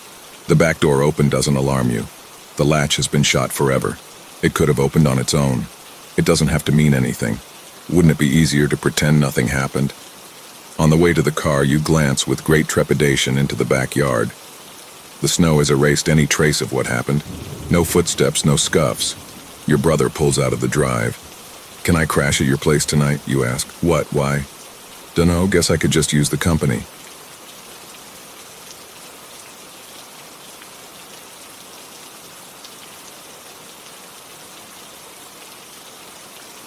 When Sarah suggested we spend the weekend at her family's old cabin, it sounded like the perfect escape. I needed a break, and so did our little group. The stress of college, relationships, and everything else weighed on us, and Sarah swore the cabin was rustic but cozy. She didn't mention how deep into the woods it was or how long it had been abandoned. By the time we arrived, it was already dark. The drive had taken hours, the narrow dirt roads winding endlessly through thick trees. When we pulled up, the cabin looked like something out of a forgotten era. Weathered wood, a sagging roof, and windows clouded with grime. "It's not much, but it's ours for the weekend," Sarah said with an apologetic smile. Her boyfriend Eric chuckled. "Rustic, huh? I'd say borderline condemned." "Shut up," Sarah said, playfully shoving him. "It's better on the inside." It wasn't. The cabin smelled like mildew and old wood. The furniture was draped in dusty sheets, and the fireplace was clogged with what looked like years of soot. But it had electricity, a working fridge, and running water. Barely. So we made the best of it. There were 5 of us: Sarah, Eric, me, my roommate Jen, and her boyfriend Nate. We were close, but the kind of close where everyone has their secrets. The first night started innocently enough. We unpacked, cooked a simple dinner, and played cards by the fireplace. But as the night wore on, an uneasy feeling crept over me. The cabin was too quiet. The kind of quiet that makes you notice every creak, every rustle of the trees outside. Around midnight, Jen noticed it first. "Do you hear that?" she asked, her voice low. We all froze, straining to listen. At first, there was nothing. Then faintly, we heard it, a low, rhythmic tapping. "It's probably a tree branch," Eric said, though he didn't sound convinced. But when Sarah opened the door to check, there was no wind, no branches near the cabin, and the tapping stopped. The next morning, I woke to find Sarah sitting on the porch, her arms wrapped around her knees. "Couldn't sleep?" I asked, rubbing the fog of sleep from my eyes. She didn't look at me, just nodded. "I kept hearing something, like whispering. It's probably just the wind." I didn't want to admit it, but I'd heard it too. That day we explored the woods around the cabin, trying to shake off the weird vibe. The forest felt wrong. The trees were too tall, their branches twisting unnaturally high above us. The ground was soft and spongy, like it had rained recently, though it hadn't. At some point, Nate found an old trail that led deeper into the woods. Against our better judgment, we followed it. It ended in a clearing. At the center stood a circle of stones, arranged in a perfect ring. They were ancient, their surfaces etched with symbols none of us could recognize. "What is this?" Jen whispered, stepping closer. "Probably some old campsite or ritual thing," Eric said, laughing nervously. "Creepy but cool." But Sarah looked pale. "We should go," she said quickly, grabbing Eric's arm. "Come on, it's just, we need to go," she snapped, her voice trembling. That night, the tapping returned, louder this time. It seemed to move, starting at the front of the cabin and circling around it. We locked the doors and tried to ignore it, but none of us slept. At some point, Sarah broke down. "We shouldn't have gone into the woods," she whispered. "There's something out there, something my grandmother used to talk about." "What are you talking about?" Eric asked, his voice tight. "The hollow ones," she said. "She used to tell me stories about them. They live in the woods and they hate being disturbed. If you see them..." She trailed off, her eyes wide and unfocused. "If we see them, what?" Nate pressed, his voice shaking. Sarah swallowed hard. "It's already too late." By the next day, Nate was gone. We searched the cabin, the surrounding woods, even the clearing, but there was no sign of him. His shoes were still by the door, his phone on the kitchen counter. It was as if he'd vanished. Jen was inconsolable, clinging to me as we huddled in the living room that night. The tapping had grown constant now, louder and more insistent. "We have to leave," I said, but Sarah shook her head. "They won't let us." "Who?" Jen sobbed. Before Sarah could answer, the tapping stopped, and then the door creaked open. The thing that stepped inside wasn't Nate. It looked like him, but its face was wrong, too smooth, too blank, like someone had sculpted him from clay and forgotten the details. His mouth was just a faint line, his eyes empty hollows. Jen screamed, and the thing tilted its head as if curious. "They're here," Sarah whispered, her voice trembling. "Don't look at them, don't speak to them." But it was too late. Jen broke free from my grip, running toward the thing that wore Nate's face. It reached out, and the moment she touched it, she was gone. No scream, no sound, just gone. The last thing I remember is the cabin filling with them, silent figures with blank faces and hollow eyes. They moved slowly, circling us, their heads tilting in unison as they watched. Sarah was the first to run. She bolted for the back door, Eric close behind her. I don't know if they made it. I didn't move. I couldn't. The last thing I saw before everything went black was a hand reaching for me, pale and impossibly smooth. When I woke up, I was alone in the clearing. The sunlight filtered weakly through the trees, but it didn't bring any warmth. The forest around me was silent. Not just quiet, but wrong. No birds, no insects, not even the rustle of leaves in the breeze. Just stillness. The circle of stones was gone, but the ground where it had been was bare, scorched in a perfect ring. I stood, my legs trembling beneath me, and spun in place, searching for any sign of the others. "Sarah?" I called, my voice cracking. "Eric? Jen?" Nothing. I don't know how long I stood there, my heart pounding as the silence pressed in. The only sound was my breathing, shallow and uneven, until something broke the quiet. A faint tapping. Not loud but distinct, rhythmic like fingers drumming against wood. It came from deeper in the forest. I should have run. Every instinct screamed at me to turn and bolt, to leave the cabin, the woods, everything behind. But something pulled me forward. The path back to the cabin was gone. The trees seemed taller, their trunks twisting unnaturally.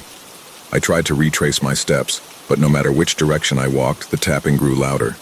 Eventually I saw it, a figure standing in the shadows between two trees. It was Nate. Or at least it looked like Nate. He was facing away from me, his head tilted at an unnatural angle. His clothes were torn, his skin pale and waxy. "Nate?" I whispered. He turned slowly and I froze. His face was almost right, but not quite.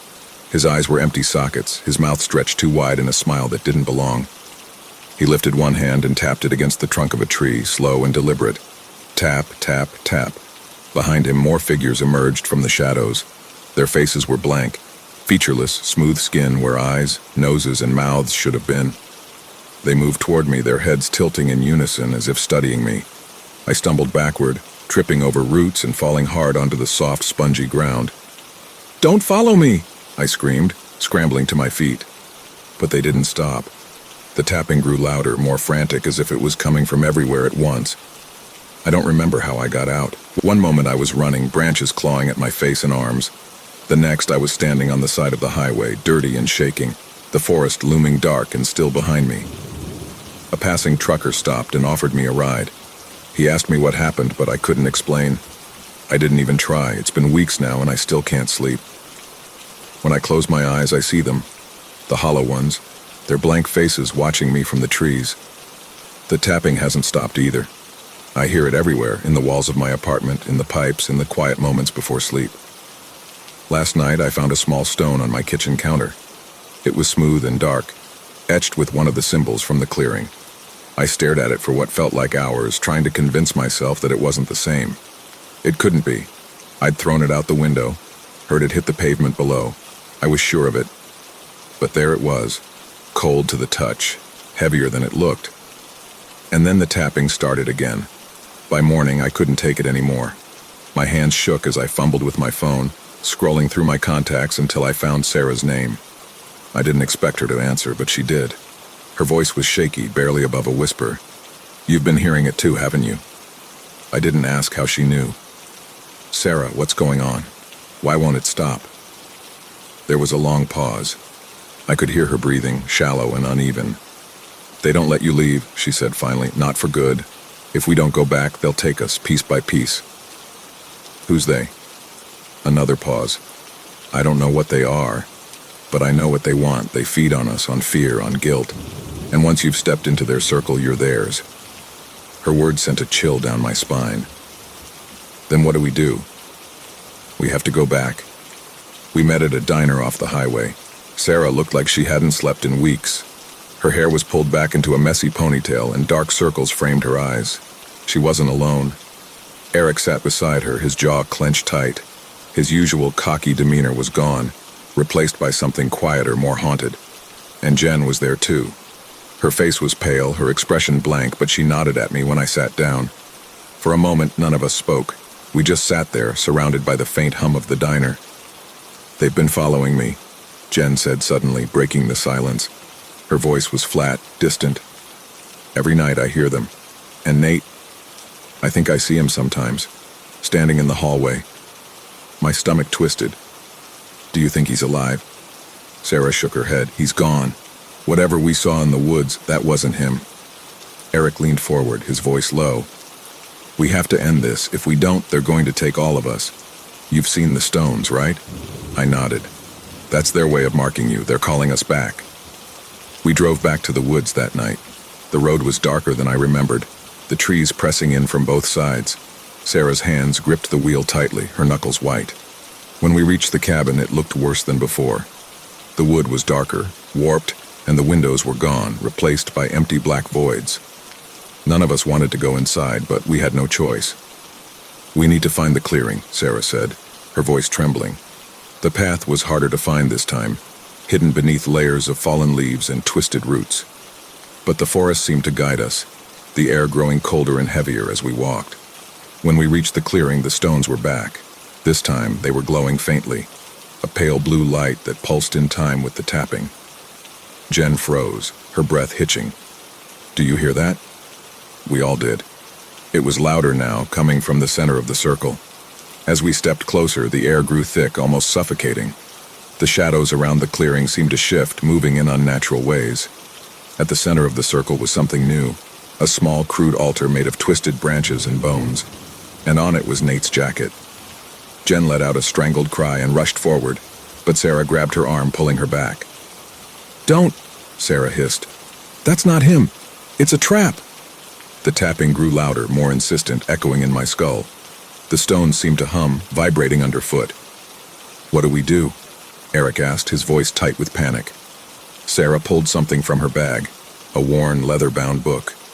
"My grandmother, she told me stories about them. There's a way to break the connection, but we have to do it together." She opened the book to a marked page, her hands shaking. The words were in a language I didn't recognize, written in jagged, uneven script. As Sarah began to chant, the forest seemed to come alive. The trees groaned and twisted, their branches reaching toward the clearing. The shadows at the edges grew darker, shifting into figures, tall, thin things with hollow faces. They moved closer, their heads tilting in unison as they watched us. "Keep going," Eric shouted, stepping in front of Sarah as if he could protect her. But one of the figures reached for him, its hand impossibly long and pale. Eric screamed as it touched his shoulder, and he collapsed to the ground. His body twitched, his mouth open in a silent scream, but his eyes were gone. Jen grabbed my arm, her nails digging into my skin. "We have to stop them." Sarah's voice grew louder, the chant faster, more desperate. The stones glowed brighter, the symbols burning into my vision. The figures hesitated, their movements slowing, and then, with a deafening crack, the circle of stones shattered. The shadows dissolved, the air clearing in an instant. The forest was silent again, but this time it felt right. Eric's body lay still on the ground, his face pale and blank. Jen knelt beside him, sobbing, but Sarah pulled her away. "We can't stay," Sarah said, her voice hollow. As we turned to leave, I glanced back at the altar. Nate's jacket was gone, and in his place was a small, dark stone etched with a new symbol. It was different from the others, sharper, more intricate. The edges seemed to shimmer in the faint moonlight, and as I stared at it, I swore it was pulsing in time with my heartbeat. "Leave it," Sarah said sharply, her voice trembling. She gripped my arm, pulling me away. "Don't touch it." Jen knelt beside Eric's body, her sobs cutting through the silence. His chest still rose and fell faintly, his breath shallow and labored. But his eyes, they were gone. The empty sockets seemed to watch us anyway, unblinking and unnervingly aware. "We can't leave him here," Jen whispered, her voice breaking. "We can't, just he's still alive." Sarah hesitated, looking at him, then back at me. "He's not the same," she said quietly. "He's marked, like the stones. If we bring him back..." Jen stood abruptly, glaring at her. "You don't get to decide that. He's coming with us." I didn't know what to say. I didn't even know if I agreed with her, but the thought of leaving him here in the clearing, like an offering, felt wrong. We carried him back to the car. His body was heavy and cold, and his breathing grew shallower with each step. The tapping had stopped, but the forest was still wrong. The trees didn't move, but I felt them watching us. When we finally reached the car, Eric stirred. Jen nearly dropped him in surprise as his head lolled to the side. "Eric," she whispered. His mouth twitched, almost like a smile, but his voice wasn't his. It was too low, too distant, like it was coming from somewhere else entirely. "They're not done," he said. Jen froze, her grip tightening on his arm. What do you mean?" Eric didn't answer. His body went limp again, and Jen started crying, begging him to wake up. Sarah looked at me, her face pale and tight with fear. We drove in silence, the tension in the car so thick it was suffocating. Eric was propped up in the back seat, his head resting against the window. Every so often, his body would jerk, like he was caught in a nightmare. Jen wouldn't stop staring at him. "He's going to be okay," she said, more to herself than to us. "We just need to get him home. He'll be fine." But we all knew she was lying. It wasn't until we pulled into the gas station near the edge of the woods that I noticed the stone. It was sitting on the dashboard, perfectly centered. The same dark stone from the clearing, the new symbol etched deep into its surface. "I told you not to touch it," Sarah hissed, her voice shaking. "I didn't," I shot back, my stomach twisting. "I swear I didn't." But there it was, pulsing faintly in the dim light. Eric stirred again. His head rolled forward, and this time his eyes were open, black pits, endless and empty. His lips curled into a slow, unnatural grin. "They'll come for you," he said, his voice layered with something else. Something not human. Jen screamed, scrambling out of the car, but Sarah didn't move. She was staring at Eric, her face pale and rigid. "We have to go back," Sarah said finally, her voice barely above a whisper. "No," I said, shaking my head. "We broke the circle. We ended it." Eric laughed, low and guttural. "You didn't break anything. You only opened the door wider." The air around us grew colder, the lights of the gas station flickering. I turned to look out the window, and there, standing at the edge of the woods, were the figures. Tall, silent, watching. We left the car at the station and walked into the night, too afraid to stay but unsure where to go. The tapping started again, faint but relentless, echoing in our minds no matter how far we went. We carried Eric with us, though he didn't speak again. He didn't need to. We knew. They weren't done with us. Not yet. And no matter where we went, they would follow.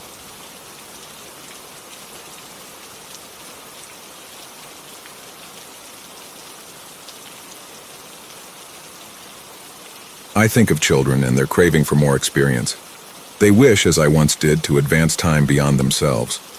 For myself, it was those dinner table exclusions that would pass eye to eye between parents over the top of wine glasses.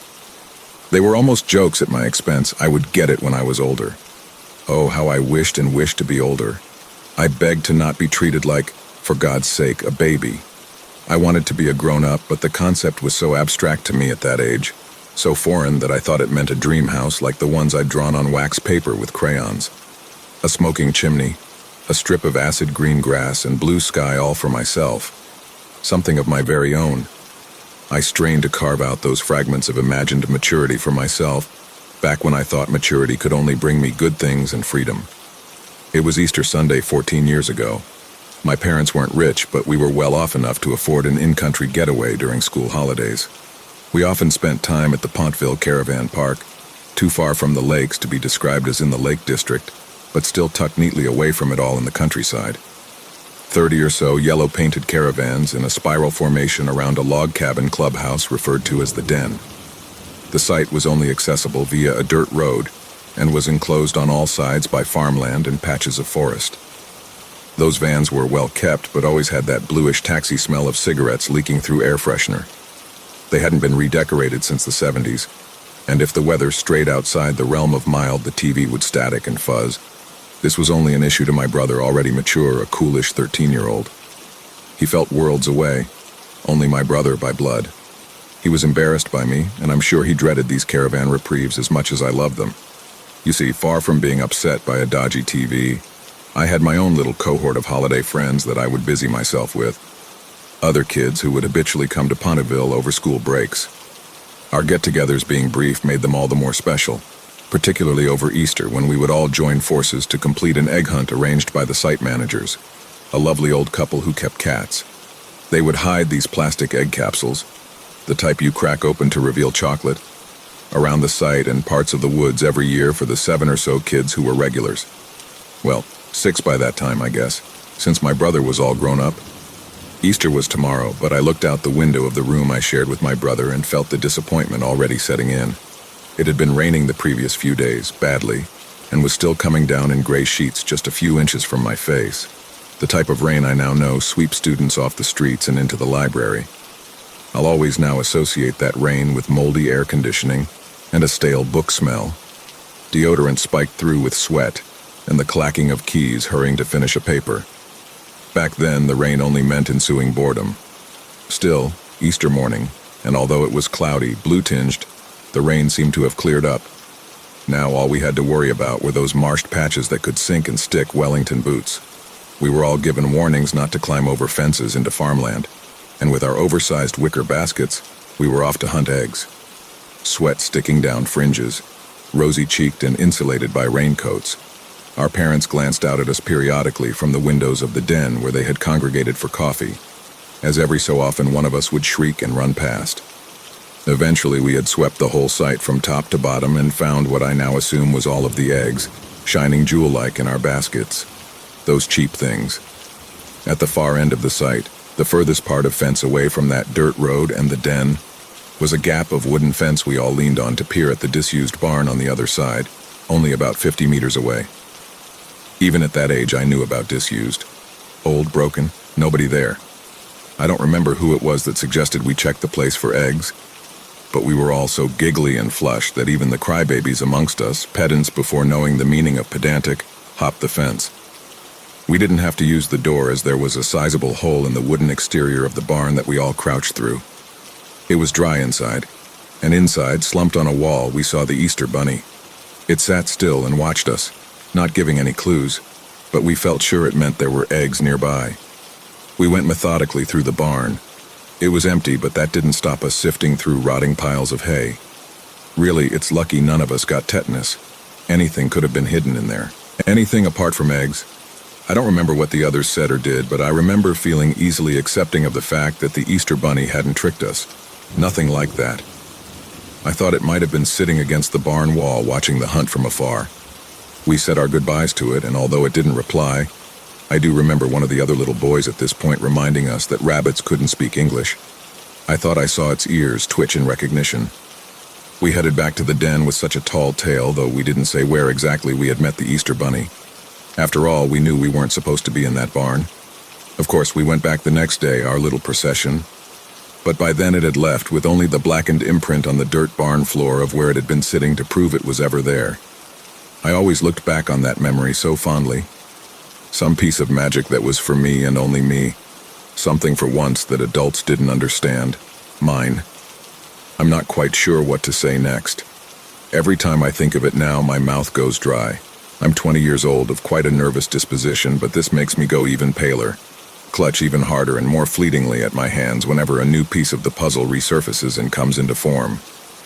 It's not a perfectly clear memory, not even a silhouette, but shards of it replay themselves for me sometimes, and I still can't quite believe we didn't notice the track marks, or the fact she was only in lingerie.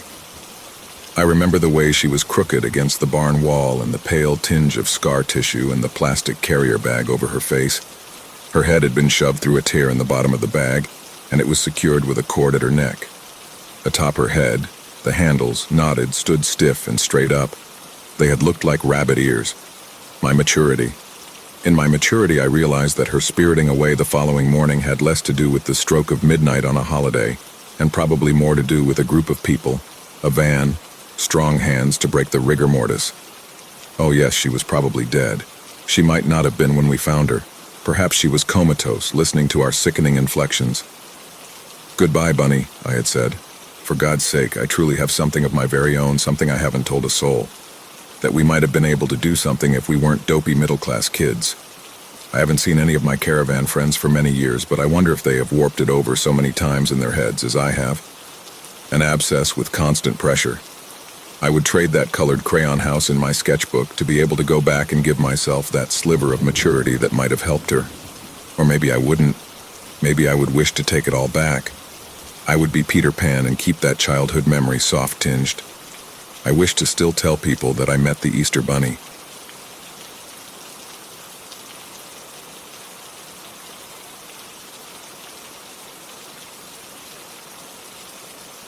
Nobody knew quite how it happened, but it had been nearly 6 months since my sister was found dead, shredded and crushed, on the stone altars of the Equidome.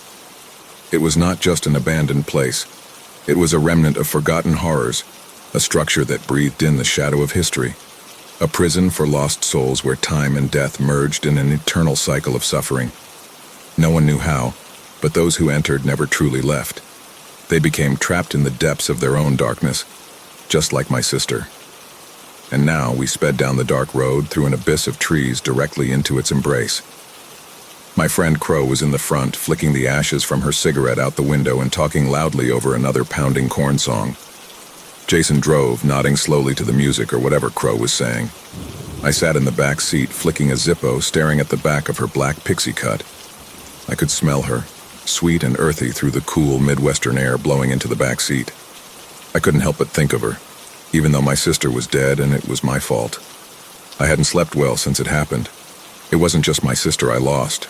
We were all best friends, Crow, Jason, my sister, and I. We grew up trampling through the woods of eastern Missouri, raising hell as suburbia grew up around us. Now that she was gone, it was as if the earth had shifted by several degrees, just enough to send us spiraling towards and away from each other all at once. But it was more than a conventional sadness I felt. It was the secret that I kept. It was our last conversation. It was my sister's words, I can't live with this. No amount of alcohol stolen from parents' liquor cabinets or shake weed would make these words go away for long. Crow was the first to suggest to me that we go to the Equidome. After fucking on the sticky vinyl seats of her parents' Buick, I sat with her on the hood, passing a joint, watching the setting sun glisten amber over the Missouri River. We had been doing that since my sister died. The earth shifted me towards her against what I knew to be safe. I think it would be good for you. Maybe help you sleep better if you knew what happened, she said. Why do you give a shit? It wasn't a question steeped in self-pity. It was genuine. Growing up, I thought of Crow as devoid of such feelings. At 10 years old, we had found a fallen crow's nest deep in the woods. The hatchlings stretched their necks to the sky, calling for their mother. I wanted to bring them home. With no words, she jumped high in the air, coming down on them with both feet. They convulsed in the nest, so she did it 3 more times until they were feathers and mangled meat. It's better this way, she explained. Now they are free. Many times since, she'd tell me that she wanted to be as free as a crow. One or both of these is why we called her Crow. Don't be such an asshole. You know I give a shit. She took in a big hit and exhaled. There's something for you there, I know it. I want to go at night. She didn't ask why, just accepted it. I needed to see it how my sister saw it. I owed it to her, I thought, to put myself at equal risk. Crow didn't want to bring Jason, but I asked him a week later. Going at night was a hard sell. Easier to see anything the cops missed, Jason said. But we both knew he was only scared. Even before my sister's death, every high schooler and most adults feared the Equidome. They all knew the stories, had seen the news articles over the years. It was a place that created the insane, or at least drew them, a dark place.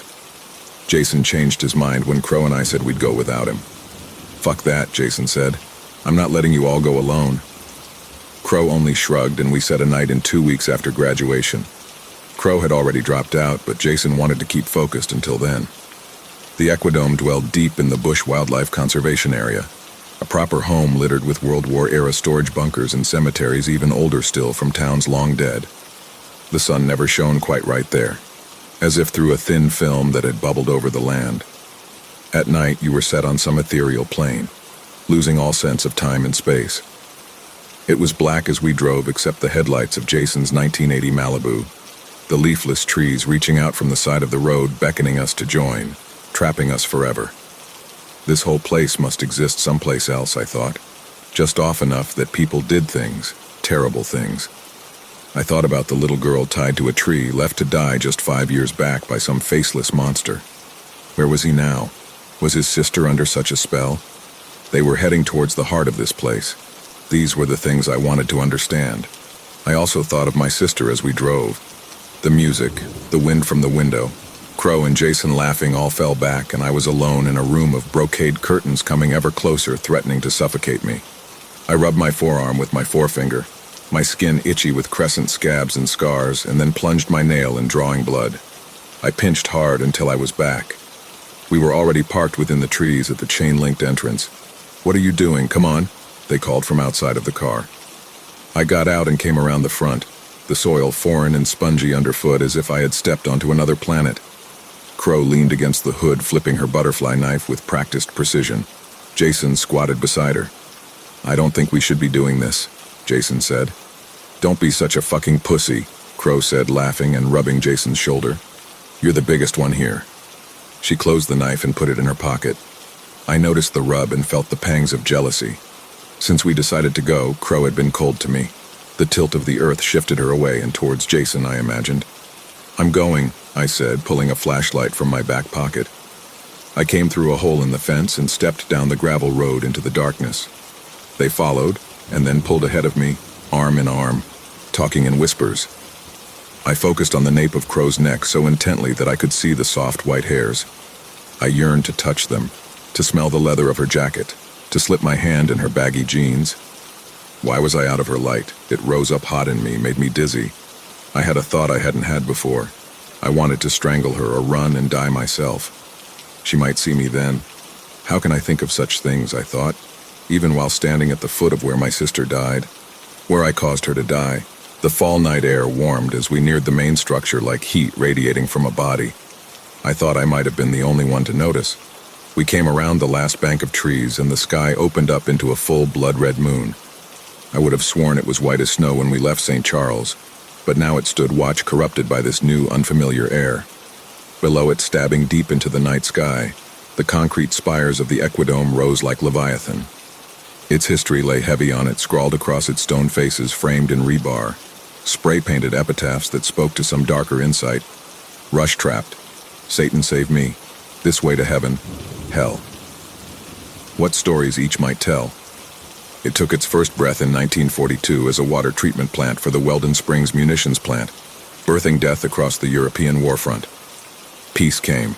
It was abandoned, and even through its decay it managed to live on, twisted by what would come over the next 50 years. A rectangular tower with a single, windowless black cavity from which a sniper shot at passing cars. A domed water tower atop concrete, spider-like legs where two brothers once drowned. A long graffitied hall with stone altars where satanic cults were rumored to make animal sacrifices. Deep in its bowels, a black labyrinth of tunnels and rusted government furniture they called hell, where girls were assaulted, and the cult performed its darkest rituals. These were all stories, but they all rang true when you stepped within its crumbling skin. And then there was heaven, the Equidome's most prominent feature. A tower of twisted metal and concrete jutting like a dagger from the heart of the main building into all sorts of skies. Gloomy, blue, red-mooned nights like this night. Even the birds seemed to only pass in flight. Nobody knew what was in heaven. Nobody could find its entrance as if it were purposely, benevolently hidden, only revealed to chosen wanderers. Even its name took on a new sinister meaning because it existed in this place. This was the place below which many jumpers had been found on the stones below. This was the place from which my sister fell or threw herself. She had discovered its truths. "What do you think happened to her?" Jason said, pulling his golden hair into a ponytail. "The cops said she fell from heaven, but there's no windows or nothing. There's no way to get on the outside. How could that even fucking happen?" "That's why we're here," I said, annoyed, throwing a rock I hadn't remembered picking up into the woods. "You've got to focus. You and Crow are laughing and talking away like this is some joke. She was my sister. She was my friend, too. We may have been even closer." This was too much for me, and I hurtled myself at him, but Crow jumped between.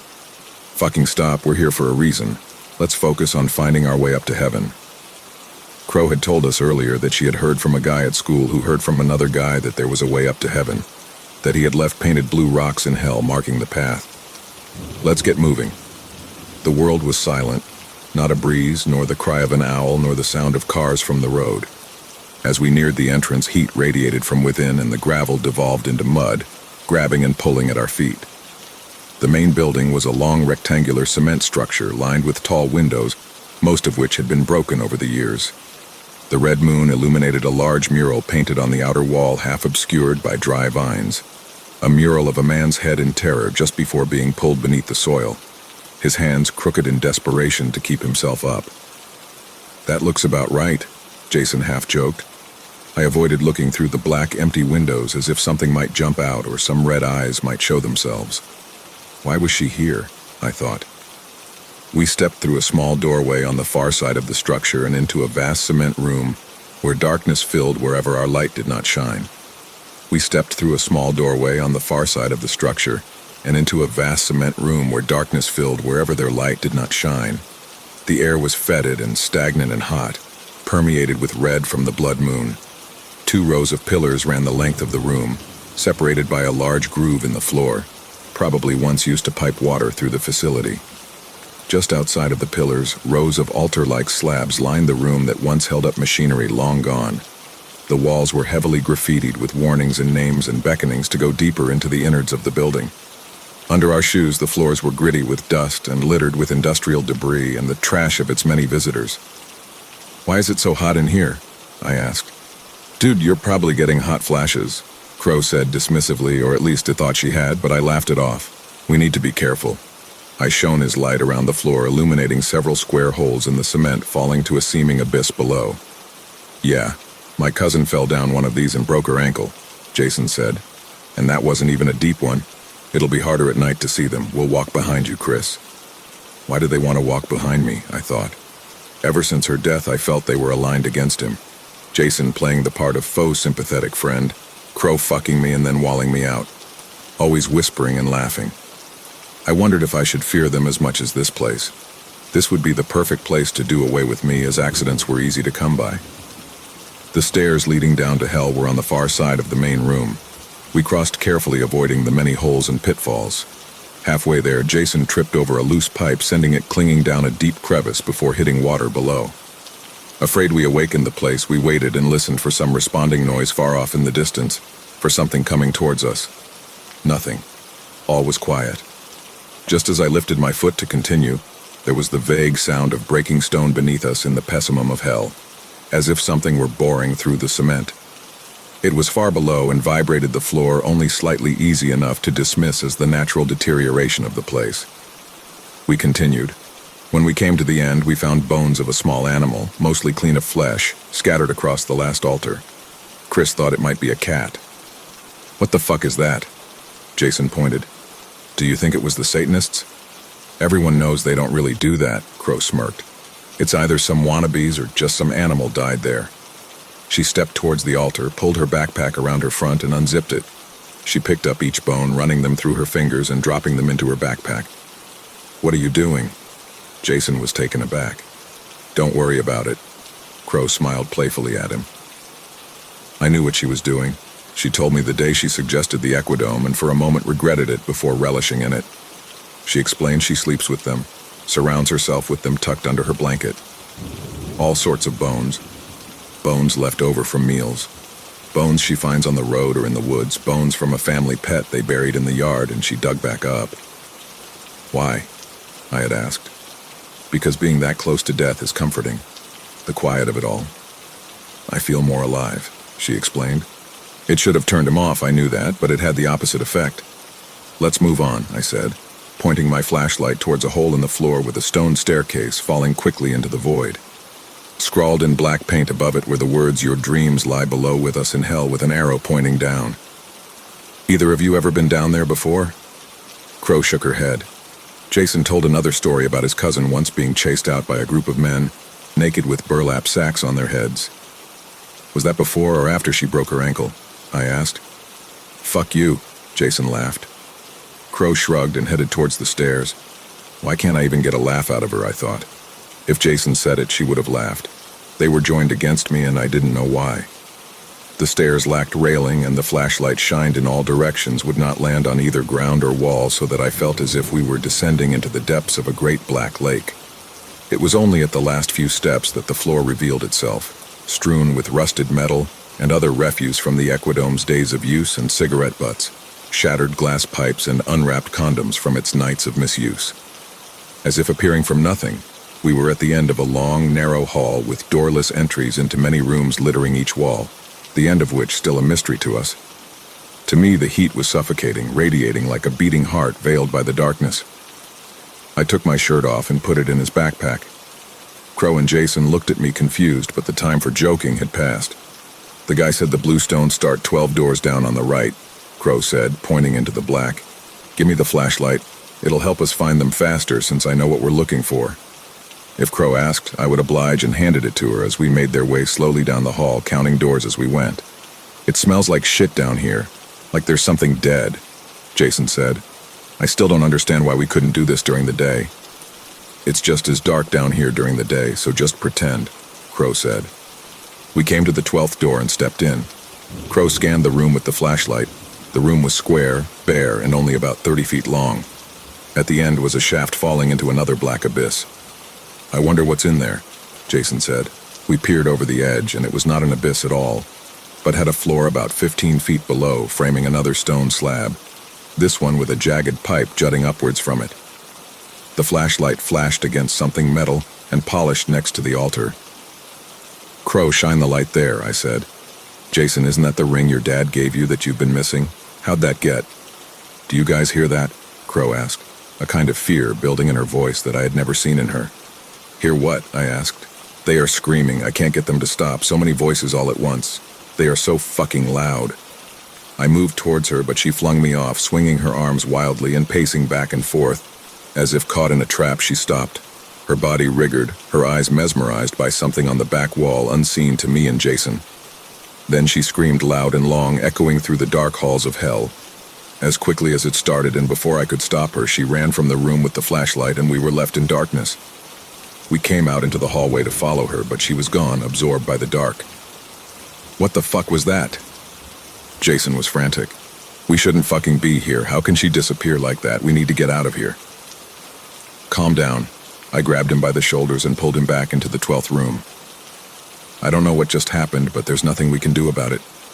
I didn't realize that I'd felt this way all along until I said it. Jason, I don't think we can leave. I think we are trapped. The only way out is to keep going. We need to find the blue rocks. It took some time, but eventually Jason calmed. High above us, the concrete had been busted through long ago, and crimson moonlight filled the room. As our eyes adjusted to the dark, the stone walls seemed to flow and glimmer with blood. We searched the room for the blue rocks on our hands and knees, methodically, as if it were a key to our cage or a rope out of the depths of the great black lake. We were at the edge of the shaft. Jason, how is your ring down there? It's been missing, right? I really don't know how it's there, but I have an idea.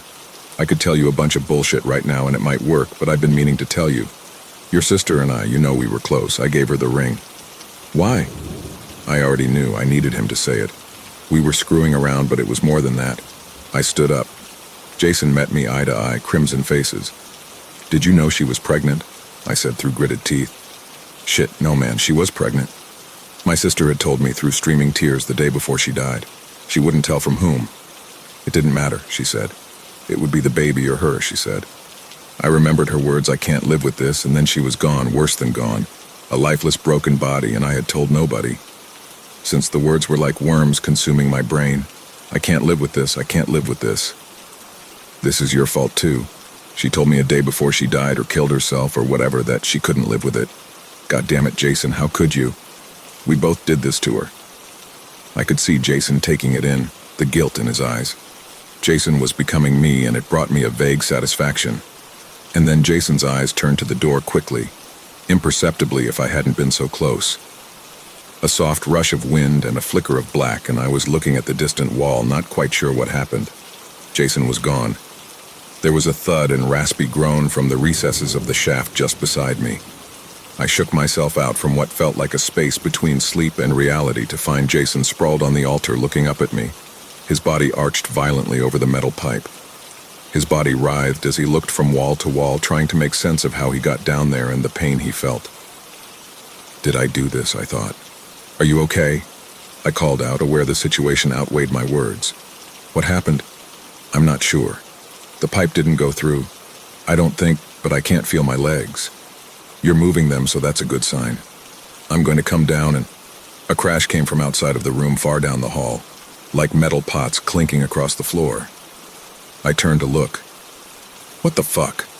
What the fuck? What the fuck? Jason yelled quickly in succession, and I turned back. Two arms like snakes slithered out from either side of the altar.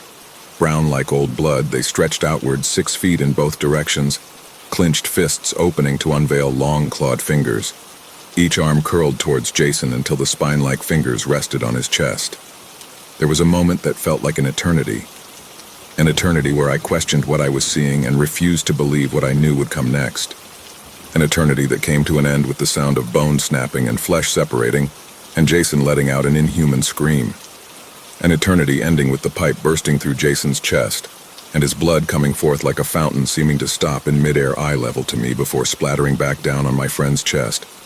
I watched, stunned and unable to move, as Jason twitched and gurgled on the altar, the arms sliding silently back beneath the altar. In time, Jason was silent too.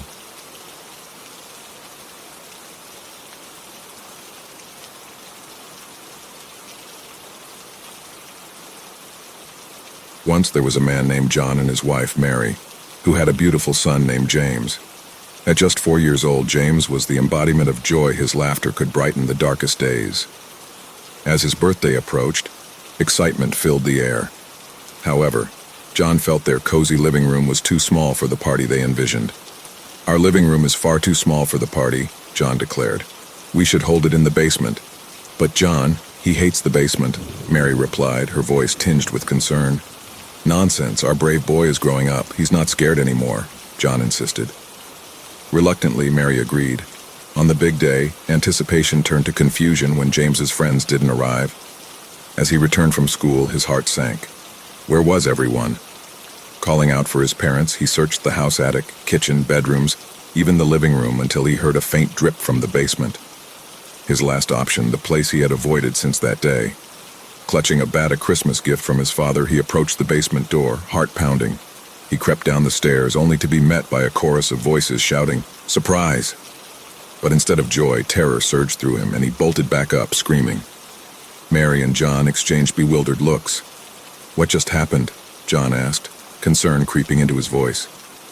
"I told you the basement wasn't a good idea," Mary whispered, anxiety thick in the air. The next morning, they visited a doctor, sharing their fears about James's reaction.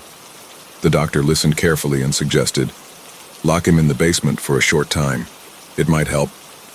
John and Mary, desperate for answers, followed the doctor's advice. When they returned home, John picked up James and carried him to the basement, locking the door behind him. James's screams pierced the silence, raw and unrelenting, echoing through the house. After what felt like an eternity, John opened the door, convinced the doctor was right. But what they found was unimaginable.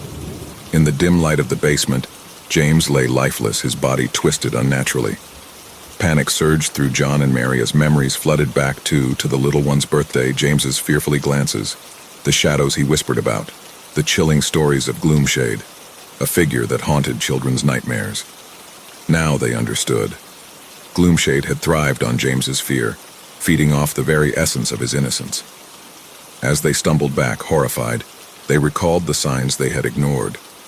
The blood-stained wall spelled out "Happy Birthday, James," and around him lay the remnants of his friends, trapped in a nightmare they had dismissed. Weeks later, when the Thompsons were reported missing, police broke down the door to their home. A putrid smell wafted from the basement. Inside, they found the family, eerily posed together in death, John and Mary's bodies forming a heart around little James, their faces pale as paper, and written in crimson, "Surprise," echoed through the silence, a final gift from Gloomshade.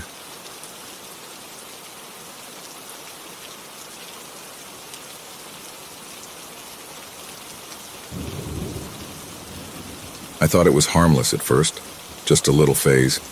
Everyone gets into weird stuff online, especially my husband, Andrew.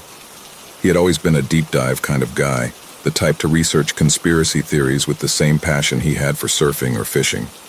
So when he stumbled upon something about reptilians lurking among us, I just rolled my eyes and laughed it off. But it got bad. Fast. He started staying up all night, going through endless forums, watching videos with grainy footage and people spouting nonsense. Then he started looking at me differently. His smile grew strained, his glances paranoid. He'd ask weird questions like what my favorite color was as a child, what animals I liked, if I'd ever had strange dreams about the desert. He kept telling me he was seeing signs everywhere. One night he whispered in bed, "You know, Roxy, I always thought your eyes looked a little cold." I tried to brush it off, but the way he looked at me, like he was seeing something alien, it left a chill.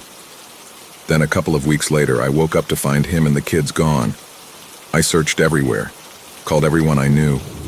Then I found his laptop still open on the kitchen table. I guessed his password, typing in "Desert Dreams," remembering his odd question. The screen unlocked instantly. The things he'd written, twisted thoughts about purging our family, about protecting the world from us. He ranted about lizard DNA, that I'd infected our daughter Emma and our son Henry with it. I couldn't breathe. My hands shook so badly I almost dropped the laptop. He'd really truly believed that I and our innocent, beautiful babies were monsters. I called the police, barely able to form words. They found him a couple of days later, just across the border, holed up in some abandoned ranch in Mexico. He was raving when they got to him, talking about doing the world a favor and stopping us before it was too late. But by the time they got there, God, he'd already done it. My sweet 2-year-old Emma. She had this laugh, this beautiful, pure laugh that could make anyone smile. And Henry, my 10-month-old boy with his big eyes and chubby hands, always grabbing at me, wanting to be held. Andrew. He used a spear gun. A fucking spear gun. He'd said he had to rid the world of the Serpent Queen's spawn. I had to see his confession on video, the way he said it, like it was something noble, righteous. He looked right at the camera, unblinking, hollow and cold. I don't know if I'll ever sleep again knowing that I'd loved a man who'd done this. Now it's just silence. A silence that fills every corner of my home, where toys still lie scattered, where tiny clothes still hang in their closet waiting for children who will never come back. The world went on after that day, but I feel like I'm just frozen.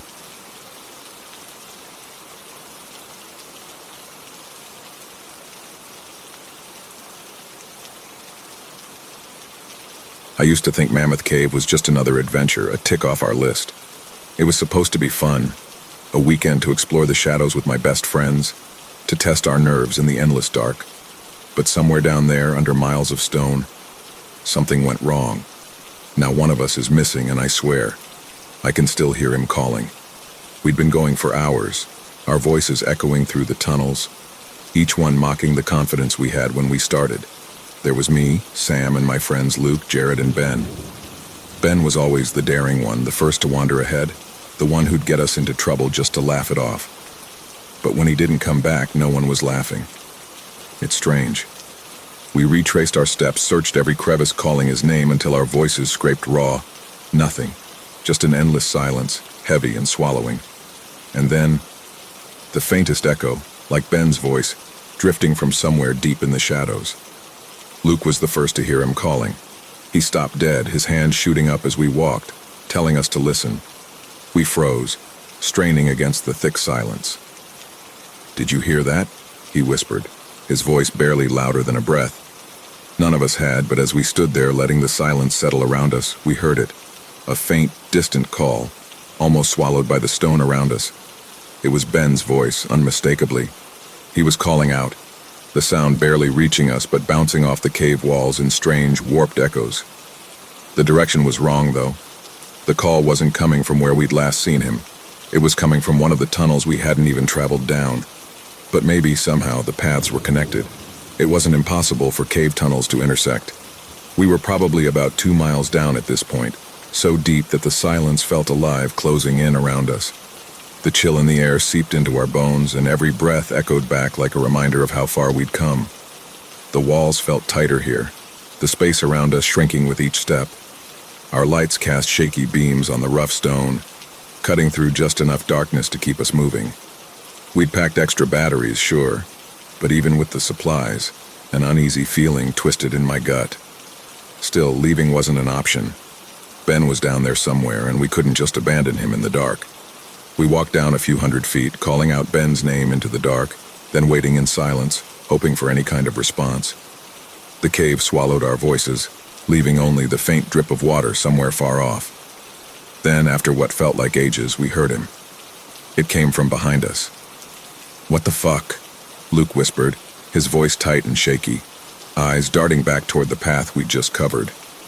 Jared, louder than any of us, shouted back, "All right, Ben, you can stop messing with us now, man. This isn't funny, bro." I wanted to believe it, that Ben was just messing with us, hiding in some shadowed nook and waiting to jump out. But as I stared into the empty tunnel behind us, a chill crept over me. I couldn't shake the feeling that somehow, it wasn't really Ben.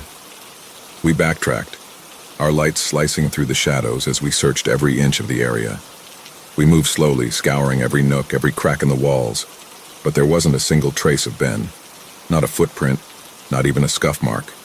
He was just gone. Eventually, we returned to the central cavern, slumping down on the cold stone to catch our breath and regroup. I told the others what had been gnawing at me, the dread curling around my thoughts. But Luke was quick to brush it off. "Oh, come on, man, you know Ben is just fucking with us," he said, his tone forced, like he was trying to convince himself as much as me. "Well, how did he end up back here then when he was down there before?" I shot back. "I'm telling you guys, something isn't right." Before anyone could answer, Ben's voice echoed again, faint but unmistakable. This time, it came from the tunnel we'd seen him go down first. "Come on, guys, this way." His voice drifted down the rocky corridors, a lazy drawl that somehow felt wrong. Jared sprang to his feet, shouting down the tunnel, "Screw you, Ben. When I see you, I'm gonna beat the shit out of you." Then we heard it. A low, chuckling laugh, the sound echoing but from a completely different tunnel. Luke and Jared exchanged glances, the bravado draining from their faces. It was like the air had thickened, and now they felt it too. Something was off. A chill crept over all of us, settling in our bones as Ben's laughter faded into the shadows. We huddled together, whispering hurriedly about what to do. The idea of leaving came up quick, but Luke shut it down fast. "We can't just leave Ben down here, guys," he insisted, voice firm but edged with unease. Jared shook his head, glancing toward the distant exit. "I'm going. I'll call the cops and tell them our friend's missing. I'll come back with a search party." It wasn't a bad idea, honestly. Part of me felt relief at the thought of professionals with equipment and experience. But Luke wouldn't budge, his jaw set, determination in his eyes. He wanted to keep looking, convinced that Ben was close, just around the next corner. Jared didn't wait for more argument. With a last look back, he took off down the path toward the exit, his flashlight bouncing along the walls until he was out of sight. Luke and I stood there in silence, the weight of the decision hanging heavy between us. Eventually, we decided to search a little longer. Just a little longer, we told ourselves.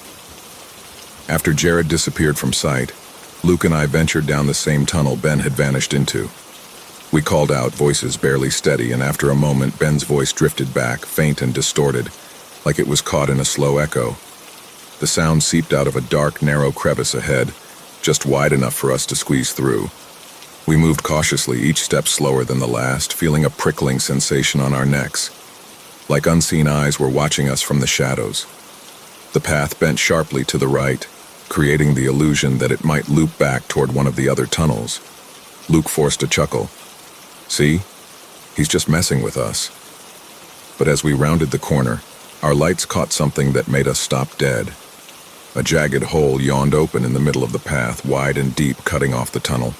The space was too narrow to walk side by side, so I trailed behind Luke as he edged forward and aimed his flashlight down into the darkness below. Luke went silent, his light fixed on something I couldn't see. I waited, the quiet pressing in, until the tension grew unbearable. "What is it?" I whispered, trying to peer around him. When he turned to me, his face was drained of color, eyes wide, lips parted like he couldn't quite find the words. He swallowed, barely managing to get it out. "He's down there," Luke said, his voice trembling. My blood ran cold. "What do you mean?" I stammered, heart pounding against my ribs. "He's down there, Sam," Luke whispered, voice cracking. "Dead." The words hit me like a punch. I stood there, numb with disbelief, until Luke grabbed my arm, his grip almost painful. "We have to get out of here," he said, voice tight with terror. Without another word, we turned and started back, moving fast but steady, our lights casting frantic beams along the rough stone walls. As we reached the tunnel that led back to the central cavern, another voice echoed through the darkness. "Guys." Neither of us paused. We broke into a sprint, feet pounding against the ground, breaths ragged with panic. We didn't care where it was coming from. We just wanted out. In his haste, Luke stumbled over a jagged rock and fell hard, his flashlight skidding across the ground before shattering into pieces. I stopped, reaching down to pull him up, my light sweeping the walls as I moved. And that's when I saw it. A figure, pale and naked, crouched at the far end of the tunnel, watching us with hollow, empty eyes. It looked almost human. But something was horribly, horribly wrong. "Oh my God," I muttered, my voice barely a whisper, trembling as I stared at the figure. Luke turned, catching sight of it, his face twisting in terror. He grabbed my arm, jolting me out of my daze. "Come on, Sam," he urged, pulling me forward. We didn't look back, rushing through the darkness, desperate to put as much distance as possible between us and whatever that thing was. Every shadow felt like it was closing in on us, every echo stretching our nerves tighter. As we reached the main tunnel that led out of the cave, we saw a figure lying on the ground ahead. Jared. He was sprawled face down, motionless, his flashlight lying a few feet away, casting an eerie glow on the stone. "Oh God," I breathed, heart racing as we knelt beside him. He must have tripped, maybe knocked himself out in his rush to get out. But when we turned him over, the breath left my lungs. His face was unrecognizable, crushed and bloody, as if something had beaten him down over and over. The horror of it froze us in place, and I could barely think, only feel the cold grip of fear sinking deeper into my bones. That's when we heard it. A voice drifting from the shadows, but this time it wasn't Ben's. It was Jared's. "Come on, guys, this way," the voice called, soft and taunting. I swung my flashlight toward the sound, heart hammering, and there it was, standing just beyond the light's reach. pale, humanoid, but wrong in every way. Its skin was chalky, almost luminescent under the beam, and its eyes, solid black, empty and endless. The thing stared at us for a moment, then turned, its movements jerky and unnatural, and ran down the tunnel, laughing in Jared's voice. A sick, twisted echo of the friend we'd known.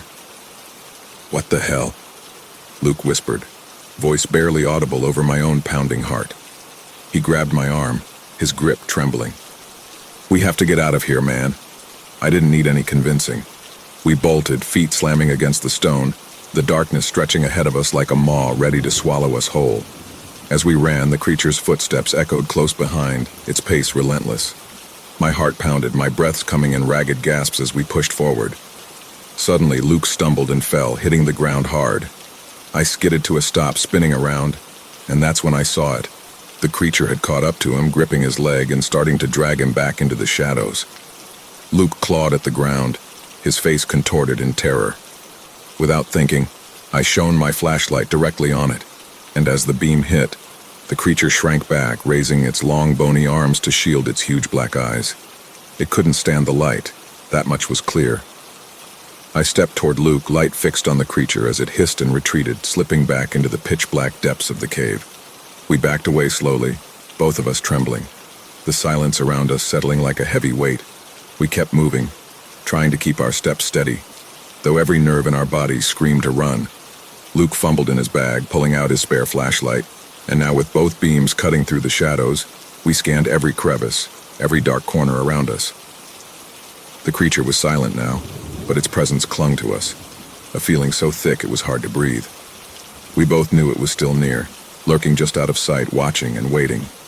Minutes stretched on, each one more suffocating than the last. But then, just as panic threatened to take over, we saw it. The cave entrance, a sliver of remaining daylight spilling in, piercing through the darkness like a lifeline. It was so close, a beacon of hope after the nightmare that had nearly swallowed us whole. We made it, or at least we thought we did. Step by step, we edged closer to the exit, the sunlight drawing us in, so close I could almost feel its warmth. But just as we reached the final stretch, the creature dropped down from above, a blur of pale skin and black eyes, crashing into Luke and sending him sprawling to the ground. I whipped around, frantically aiming my light, but it was too late. In an instant, the creature pinned him down, smashing his head against the stone with brutal force. Paralyzed for a split second, my mind screamed at me to act, to do something. But instinct took over. I turned and ran, abandoning Luke's final, muffled cries, leaving my friend behind. Tears streamed down my face, blurring my vision as I pushed myself forward, barely seeing the light ahead. When I finally burst out of the cave into the fading daylight, I collapsed to the ground, gasping for air, chest heaving and the weight of loss crashing over me. The tears came hard, unstoppable, as I lay there, shattered, knowing I was the only one who'd made it out. As I forced myself to stand, steadying my breath, I heard it. Luke's voice, faint and choked with fear, calling out from the depths of the cave. "Sam, please, help me." I froze, every instinct screaming at me to ignore it, to remember what I'd seen, to remember that Luke was gone. But hearing his voice, broken and desperate, twisted my insides. The guilt clawed at me, sharper than any fear. I had left him. I had abandoned him. The pleading continued, soft but relentless, each word pulling at the frayed edges of my sanity. Some part of me wanted to turn back, to run into the dark, convinced he was waiting, that I could still save him. But another part, a colder, darker part, knew the truth. It wasn't Luke. It was the creature, mimicking his voice, sinking its claws into the last threads of hope I had left. And yet, what if somehow it really was him? The thought tore at me, leaving me stranded there, helpless and shattered, unable to move forward or look back. Finally, I forced myself to turn away from the cave, each step heavier than the last. I had to leave. I had to get out and tell someone what had happened, no matter how impossible it all seemed. But as I reached the edge of the forest, the realization settled in. I couldn't tell them the truth. They'd never believe me. No one would. I could already picture the looks of doubt, the whispers, the judgment. So I rehearsed the lie as I stumbled into town, every word twisting in my throat.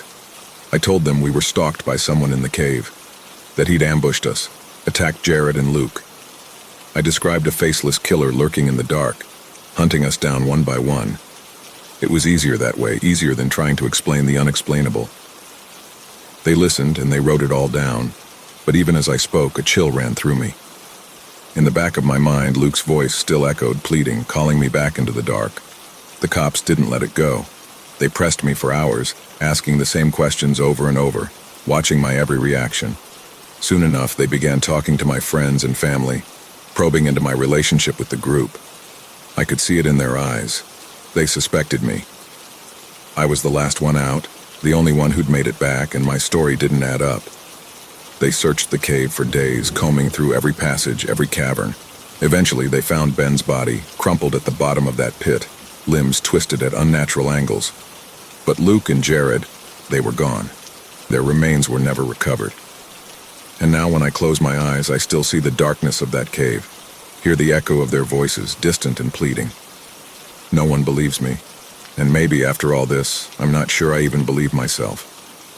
The only thing I know for certain is that I'll never step foot in another cave for as long as I live. The thought alone makes my skin crawl, my heart race. The darkness isn't just unsettling to me now. It's a living, breathing terror, wrapping itself around every corner, every shadow. I'm afraid of the dark in ways I never imagined, paranoia gnawing at me every time I turn off a light. Even here in my own home, I can feel it, the creature's gaze lurking just beyond the glow of my lamp, hidden in the pockets of darkness, patient and unyielding. It's waiting for me. I can feel it lurking, watching, waiting for that one moment when I'm left alone in the dark. And I know, deep down, that it won't stop until it pulls me back into the shadows, just like it did with them.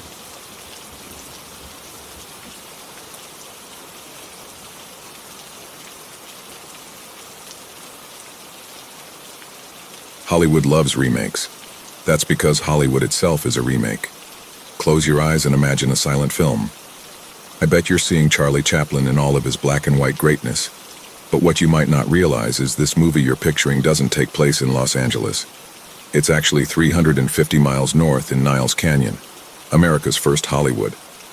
Niles is nestled between the base of sprawling foothills and sits at the outside edge of the San Francisco Bay's marine layer. It's a quaint little neighborhood, one that remained frozen in the era of its former glory. A classic Americana main street serves as an anchor to craftsman and Victorian-style homes. At the end of Niles Boulevard is the Silent Film Museum honoring the area's historic past life. And in the hillside that overlooks the retired train station, you'll see big white letters reading Niles, in the same style Hollywood made iconic. Niles has always been connected with something darker, though. For how small the area is, there has been a surprisingly high amount of death, mostly due to the winding one-way lane roads that run through the steep hills. Naturally, this has spawned a lot of urban legends, like the one about a girl who walks the canyon road at night asking for a ride back home to San Francisco, only to disappear before getting there. Or the tales about the White Witch in the woods and the stories about mysterious societies that meet under midnight's obscurity. Hell, there's even sightings of Charlie Chaplin's ghost. This is my personal favorite because witnesses always claim to see him in grayscale and moving at 16 frames per second. I think every town that is old enough has this kind of lore. Where I figure Niles is a bit different, though, is that it is home to the secret sidewalk. Deep in the foothills is what is known as the secret sidewalk, a long and mysterious stretch of cement that slithers through the hills for miles.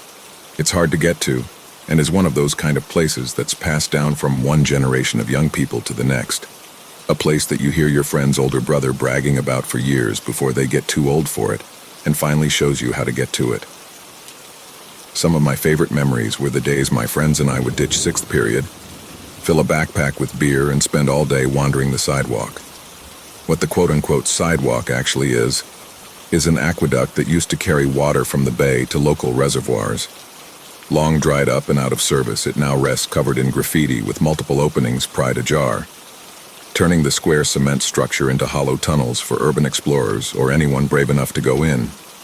I can't lie, there actually is a pretty weird feeling when you walk the sidewalk, an adrenaline boost. I don't know if it's the fact that you're legally not supposed to be there, or the suspended train track bridge you have to cross to get to it, or the silent absence of everyday bustle, but the feeling of vulnerability is palpable and hangs in the air. If you go at the right time of year, fog spills down the hill crevices like fingers reaching out for the lower canyon, adding to the eeriness of it. Earlier I said that it's what is known as the secret sidewalk. That's because it's not the real one. I know this because my friends and I regrettably found the real one a few years ago. The guys and I were far removed from our teenage youth, and to be honest, at this point, we were too old to still be going there. But we were all together and feeling nostalgic. So we decided to go. We were about an hour or so into the hike, and disappointingly, nothing too memorable was happening. The sidewalk was still there, as it always was, but now it was without our names adorning the sides of it in bright, obnoxiously bad, spray-painted fonts. Our names now entombed under the brighter, more obnoxiously bad, spray-painted fonts of Generation Alpha and Z before them. The initial rush of adrenaline had worn off, and I forget who finally said it, but we all agreed to call it and head back. I think it was less boredom and more so that we felt a little embarrassed at how immature it all was. I mean, we were closer in age to being the people who say, "Aren't you a little old to be trick-or-treating?" than the people who were a little old to be trick-or-treating. So, in a collective moment of clarity, we realized that we shouldn't have been doing what we were doing. My friend had to piss before we left, which didn't help our immaturity-rooted insecurities. But he went off to the side to handle his business regardless. We had explored the secret sidewalk at least 100 times and felt pretty comfortable knowing our way around. I say this because my friend came back and said he saw something that he had never seen there before. Being the aforementioned stupid men that we were, we couldn't resist checking it out.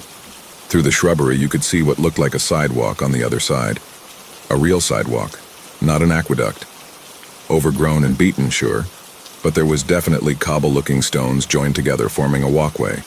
We joked and named it the super-duper secret sidewalk. We decided that we didn't invest years of our life exploring here to not see where it led to. We pushed the branches aside and started to walk it. Walking on this man-made structure in the middle of the wilderness felt unnatural. But the fact that it wasn't destroyed by asshole kids made it feel unexplored by anyone else. That excited us. We all were kind of giddy at the thought of actually discovering something. Usually all you found out there was crushed natty ice cans and the occasional unwrapped condom. This was best case scenario to us because it was new, and also not an unwrapped condom.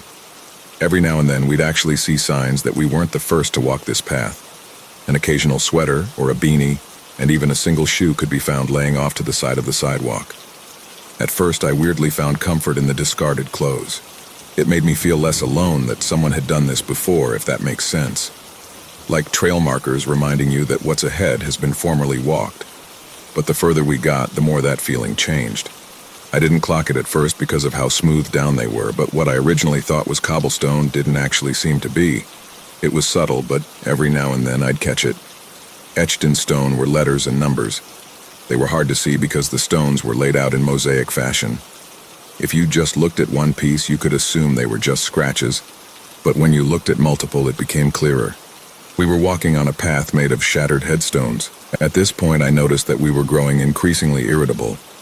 At first, I thought some of us were just tired or hangry, but it got to the point that it was what I would call irrational.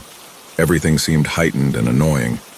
I actually ended up snapping at one of my friends for dragging their feet and kicking up too much dust. That kind of thing never bugs me, but for some reason, it did in that moment, and I couldn't help it. I wasn't the only one either. Simple bickering turned into heated arguments and deep cuts. Our innocent day of nostalgia had become a chore to get through. In retrospect, it's strange because we were clearly not feeling right, but not once did we talk about turning around and leaving like we planned to previously. Something was luring us deeper. Finally, we rounded a bend that ended up revealing the last bit of sidewalk just faded away into a big empty field. It felt incredibly anticlimactic. You know the reaction some people have when a movie cuts to black and doesn't stick the landing? The "that's it" kind of feeling? That's how we felt. I think one of us might have even said that out loud. We walked who knows how far, and all we got was a lousy field to show for it. The hills surrounded the field almost like a cove or a cul-de-sac. Crunchy yellow grass carpeted the ground. In the middle was one giant lifeless tree, which was weird because it was late spring after a really good rainy season. But this tree only wore rigid and empty branches. Once we shook the initial feeling of disappointment, we noticed what looked like pieces of old wood strewn about, not like fallen branches, but more so resembling posts or panels. We felt obligated at this point to investigate it. As soon as we stepped off the path, the air changed, almost a subtle pressurized feeling. The wood was clearly from some sort of shelter structure. I couldn't tell if it was enough to be a house or a hut, but it looked extremely weathered and almost half of the pieces were charred. My friends were trying to puzzle the wood back together, but I couldn't look away from the tree. One branch in particular. I can't explain why I was drawn to it. I was standing right under it and almost transfixed. The harder I looked, the more I could hear a sound coming from it, which didn't make sense because it wasn't a windy day. The tree wasn't visibly moving, but I could 100% hear a sound. Like a back and forth type of sound. Like a swaying that was speaking to me. A minute or an hour could have passed and I wouldn't have known. I lost track. I was so locked onto the tree that I hadn't even noticed my friends heading back to the trail. I don't know if I ever would have noticed, if not for their voices calling my name. When I looked at them, I saw each one of their faces slowly morph into a confused worry. They weren't looking at me, but around me. Like when you're talking to someone and they're looking just above your eye or something. It didn't seem like any of them were looking at the same thing either. I followed eye lines and couldn't figure out what they were looking at. There wasn't anything there. I rejoined the group and no one said a word. I asked what they were looking at and I couldn't get a straight answer from anyone. It was all I don't knows and nothings. I don't think anyone wanted to sound like the crazy one. So like every other expedition we had ever completed, we just left very unceremoniously. Just headed back to our everyday lives like nothing happened. Before getting too far, I felt the sudden urge to sneak one last peek at the field. I can't say for sure what it was, but I know that I saw something. I think we all did in our own way. To me, it looked like a fuzzy black shadow with two piercing, reflective eye-like dots. Like three-dimensional shaped TV static or a dark smudge on a pair of glasses. Almost like a translucent Rorschach test. You could probably draw any conclusion that you wanted to as to what you were seeing. I still haven't quite figured it out. What I do know is that something was under that tree when I looked back. I know that much. I don't know exactly what it was, but I don't believe that it was of this world. Before the silent film era took over Niles, the land was home to Spanish missions and the Olón tribe. So who knows what kind of unfortunate entities are bloodbound to those hills. My friends and I never really talked about that day ever again. I tried, but it was like pulling teeth. Every now and then I'd get a crumb of what someone saw or a retelling of what a friend told another friend they saw. Oddly, it didn't seem like any of us had the same experience. No one else saw the single figure under the tree like I did. Some even said they saw multiple silhouettes. Two big ones off to the side, or a big one and a couple of small ones linked together, or groups of them clashing. None, if it made sense to me. How could we all share a completely different experience of the same thing? I should have known something was wrong, though, because we are a reminiscing kind of group. We never hesitated to tell a story we've told or heard 1,000 times. But a hidden sidewalk and strange figures in a field didn't warrant at least a couple million retellings. It never sat right with me. Our friendships weren't the same afterward. Slowly, we stopped hanging out as much and talked even less. No one ever tried to give a reason as to why either. We just accepted it as the way life moves. Friends got married, started families, chased careers, and had less and less time for each other until our friendships dwindled. One by one, my friends started to move away. One to Texas, another to Minnesota, one went to Idaho, and one even landed in Hollywood. I believe the field pulled us there. Some days I could feel it pulling me back. I'm sure they felt it too. I wouldn't know because they never talked to me about it. When they started moving away, it always seemed like they were trying to get as far away from it as they could. Like they were trying to escape something. I didn't. I'm still here. And most days when I'm feeling lonely and miss my best friends, I try to replay my favorite memories of them in my head. But now when I do, I don't hear my friends anymore. All I'm able to hear is the slow, back and forth creaking of that tree branch.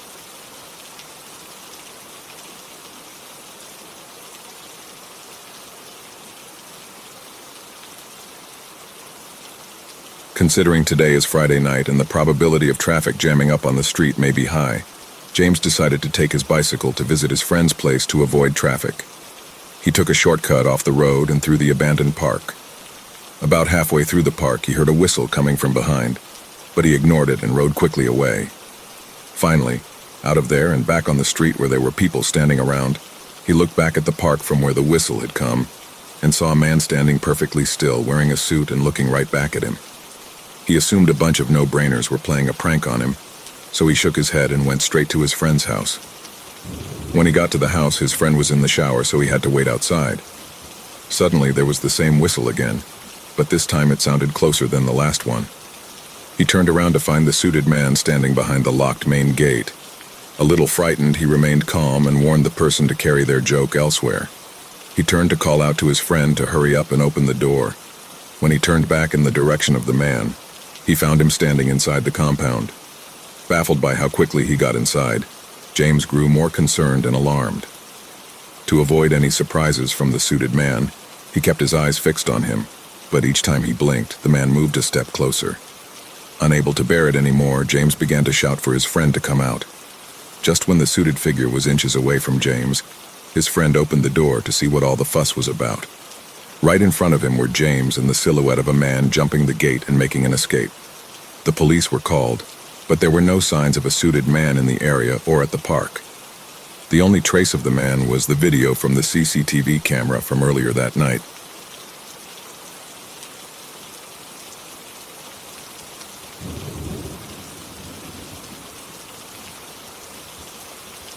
Strange reports of a discarded stick figure began circulating in the community, prompting local authorities to urge residents to secure their homes. Some locals speculated that the figure was a bubak, a folkloric creature, but the police dismissed these claims. For Sui, a devoted single father, the safety of his 2 children was paramount. He couldn't risk them encountering either a psychotic person dressed as a stick figure, or worse, something out of a frightening folklore that could harm them.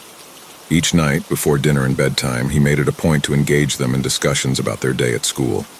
Their conversations typically revolved around the usual routine: homework assignments, teachers giving too many instructions, and the occasional school fight. Thankfully, there was never anything concerning, which provided Sui with a sense of relief. However, he remained vigilant about their safety. Every morning as he dropped them off at school, Sui stressed the importance of heading straight home afterward and insisted they never open the door for anyone. His worry grew, fueled by the news reports he had been hearing. One night, while having dinner, an unsettling sound broke through their usual routine.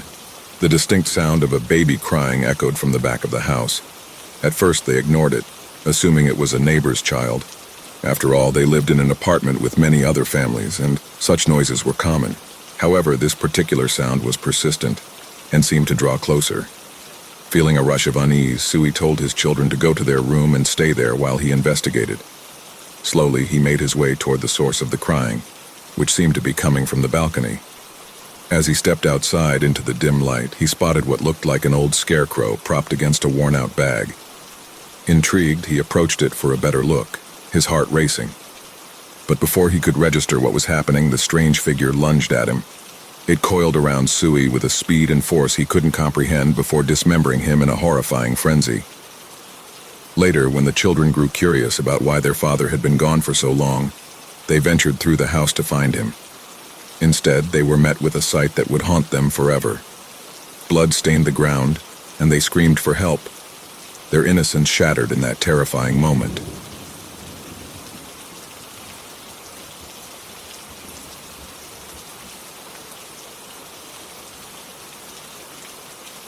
I wake up to the sound of rain tapping against the windows of the studio apartment in Portland I share with my wife Amber, where everything smells faintly of coffee grounds and mildew. A sour tang lingers in the air, a scent I can't place but makes my stomach turn. My phone lies dead next to me on the nightstand. Strange. I could have sworn I plugged in the charger last night.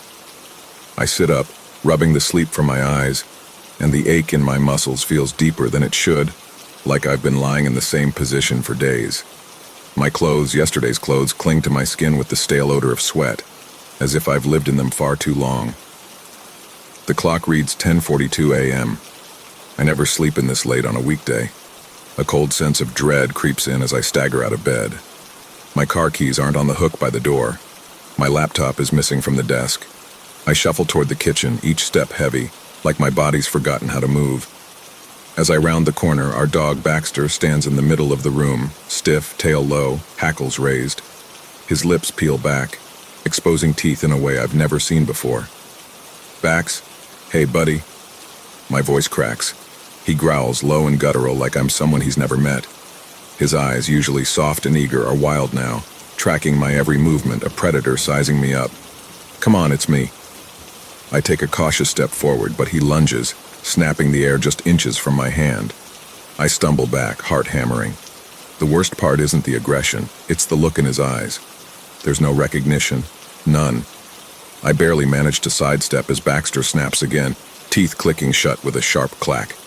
My heart races and I grab the doorknob with trembling hands, wrenching it open just in time.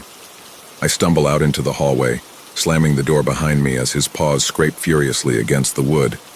When I get to the curb outside, my car is gone. Panic hums under my skin as I jog through the wet streets toward my office building downtown. The rain clings to me like a second skin, but I barely feel it. My pulse hammers in my ears. Something's wrong, everything's wrong. At the office entrance, I swipe my badge. The little beep sounds, but the turnstile won't budge. I try again, but nothing happens. The security guard at the front desk eyes me. "Can I help you?" he asks, polite but wary. "Yeah, I clear my throat. I work here. Daniel Clark. Marketing." The guard frowns and types something into his computer. He squints at the screen, then back at me.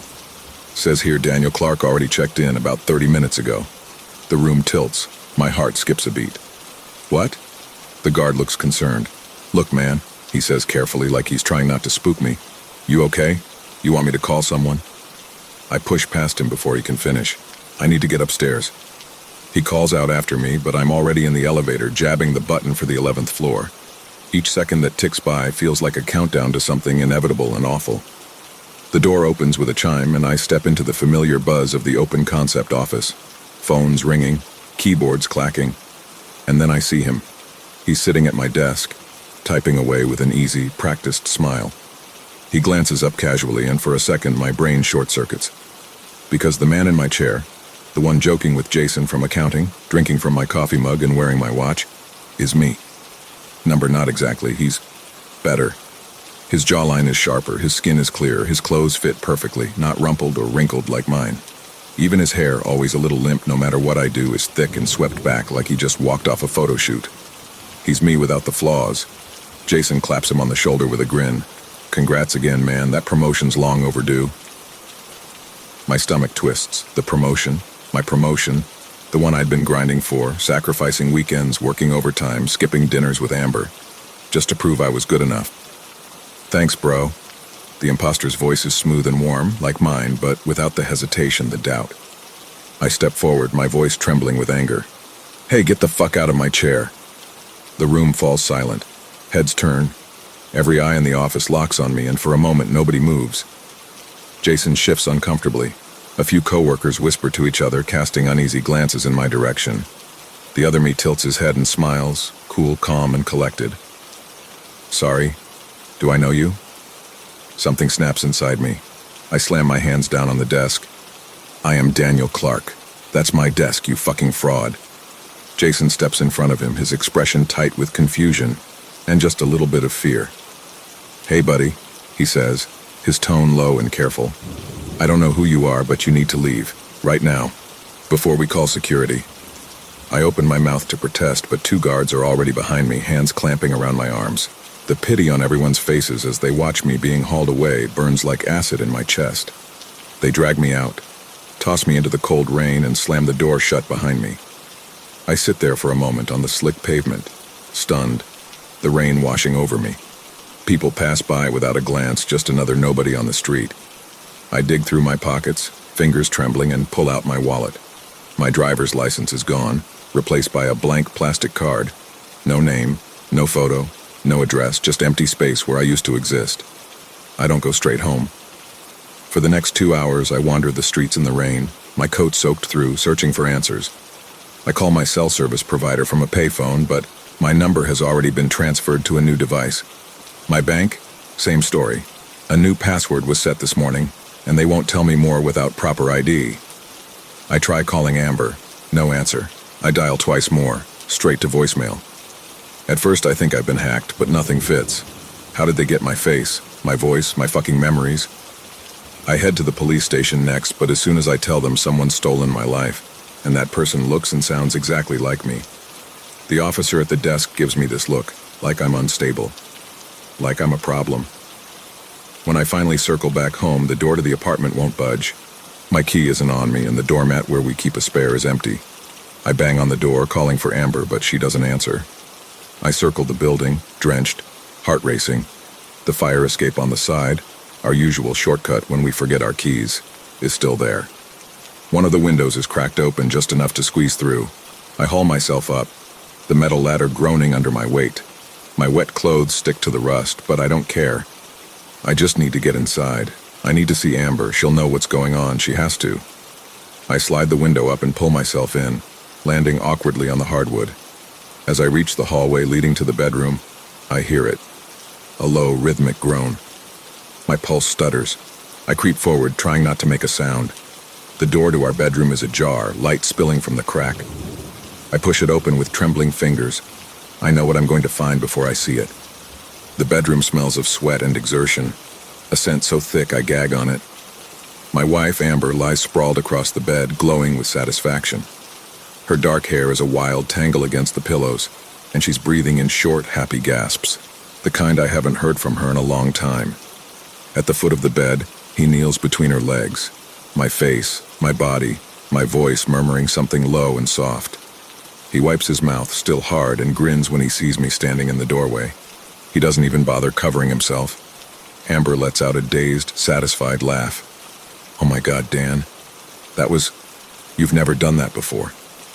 She shivers, her skin flushed and glowing. "What got into you?" I step forward, trembling. "Amber." Her head snaps toward me and the joy drains from her face, replaced by confusion, then fear. She pulls the sheet over her body like I'm a stranger who just broke in. "Who the fuck are you?" she whispers, her voice sharp with panic. My throat tightens. "It's me. It's Daniel. I'm your husband." Her eyes dart to the other me, the perfect me, the better me, and I see the moment her confusion dissolves into certainty. She presses herself closer to him, trembling. "Dan, call the police." He gets off the bed slowly, lazily, like he has all the time in the world. "It's okay, babe," he murmurs, brushing her hair from her face. He's just confused. He turns to me, still smiling that infuriating, perfect smile. "But you need to leave now. This isn't your life anymore." I stagger backward, heart hammering, the walls closing in around me. No, you're the fake. You're the fucking fake." Amber sobs, burying her face in his chest. He wraps his arms around her, comforting her, owning her, and something inside me crumbles.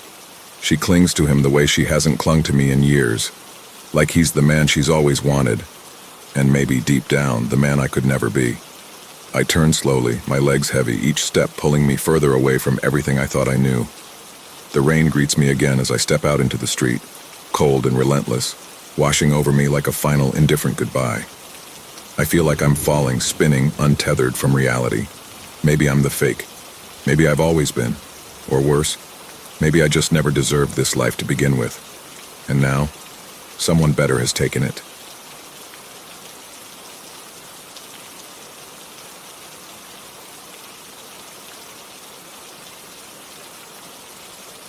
As I sit in my cozy bed, I finally feel safe enough to tell my story.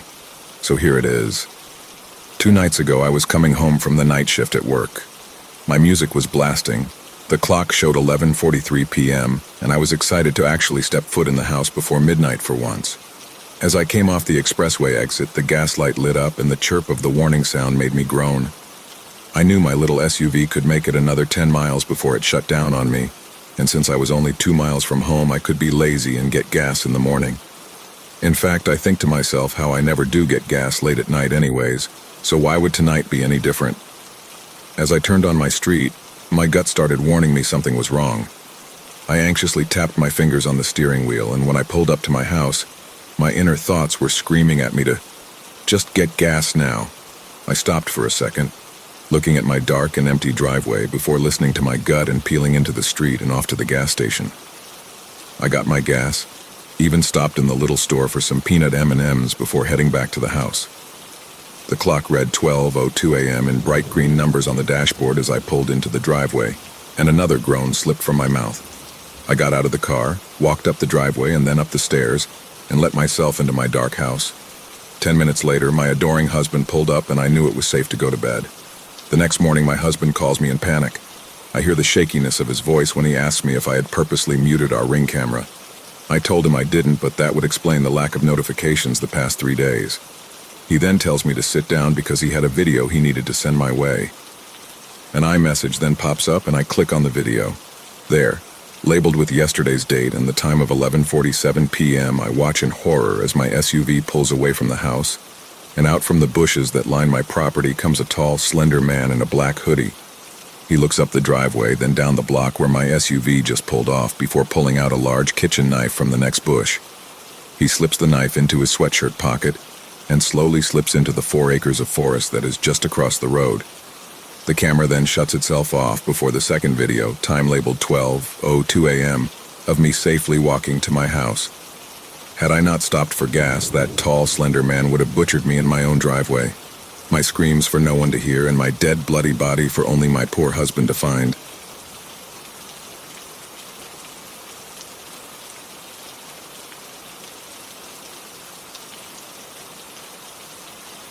Before I list the encounters I've witnessed, I believe it's necessary for one to understand me as a person and the circumstances leading to my employment with the Eternal Jubilee Church. I'm not a religious or spiritual person by any stretch of the imagination, nothing against it, but I have never felt compelled by it at all. As a person born and raised in the South, I was at a Baptist church for every service or event, no matter what. Large or small, my family was very involved in the church. My grandfather was a deacon. My uncles on both sides were pastors for 2 unrelated churches, and my father helped out a lot with the youth group. Suffice to say, we put the Bible in the Bible Belt. I never resented this, and yet I felt nothing towards it. Even as a child, the songs felt hollow. I remember being jealous of my siblings and parents, for they could find happiness and solace in their faith. I found nothing, not even hatred. I wanted to believe, but I just couldn't. After graduating high school, I grew restless of my little town in the coming years. This dissatisfaction with life manifested itself through laziness and other unhealthy habits.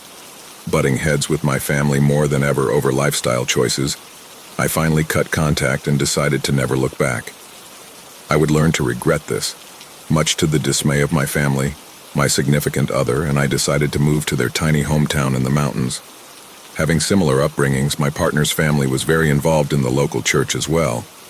Down on our luck, his father begrudgingly helped me get a job as a custodian at their church, the Eternal Jubilee. However, fate had other plans for us.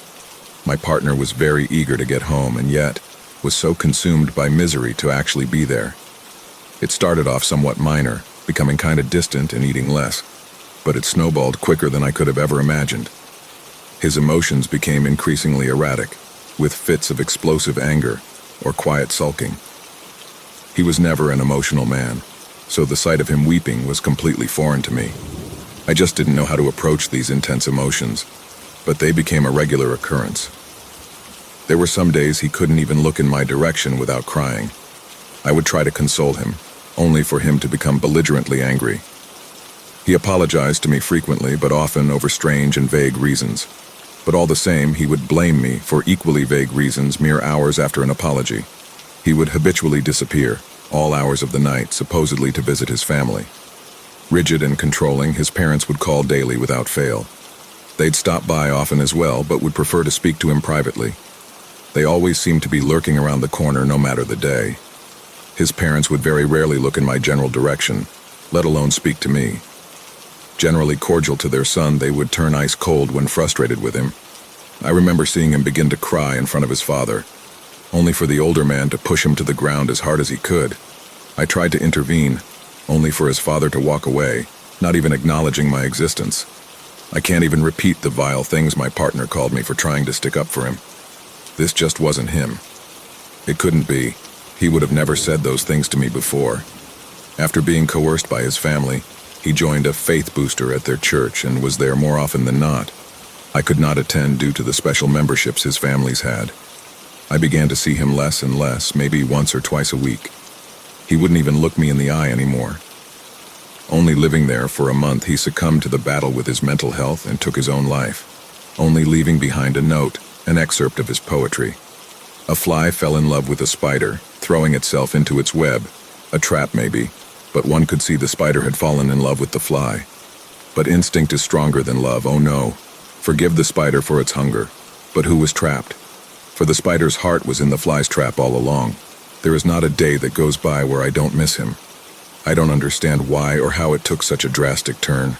I feel guilty for not understanding, for not saying the right thing, for not being able to stop it. I know his parents blame me for his death. After the service, they made it very clear they had no interest in keeping in contact. I had to keep moving, keep working, keep my head down until the pain goes away. I'm sorry, Wade. I thought my hometown was small. It makes this place look like a speck. If it were up to me, we would have moved to a city, somewhere with life, somewhere open-minded. But he wanted to come here, to the town that would eventually kill him. For as sparsely populated as the town was, there were many different churches in the area, many of them small and secluded, all dwarfed by the monolith that was the Eternal Jubilee Church. It was not on any digital maps, and actually finding the massive building was surprisingly difficult at first.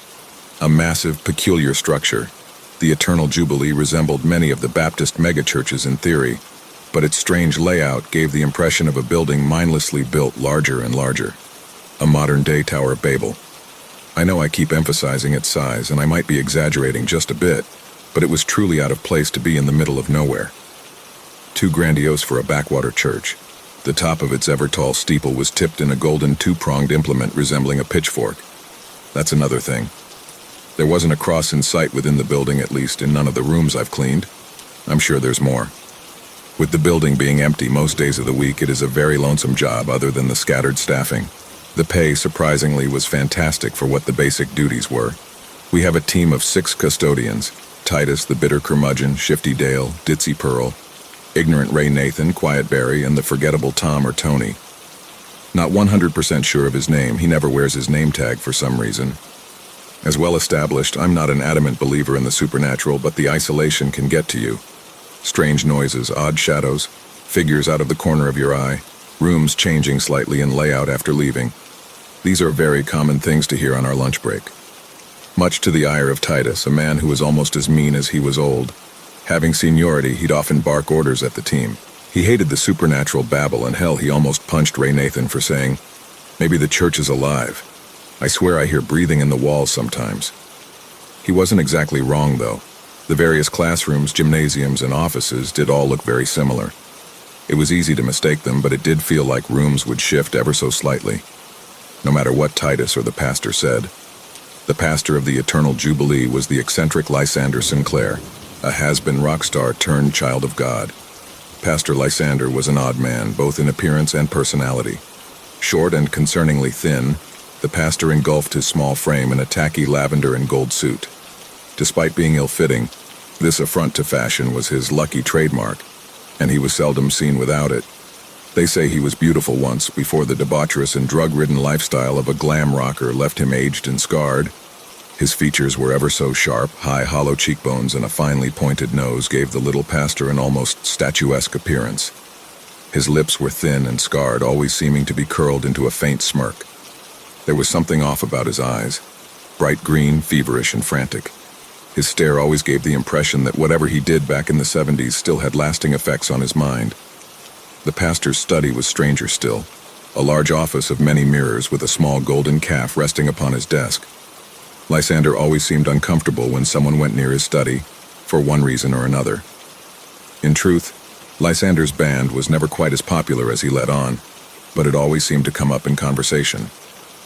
The Crazy Chord of the Cobra King is the only Holy Harem song to really gain traction. It's catchy enough, I suppose.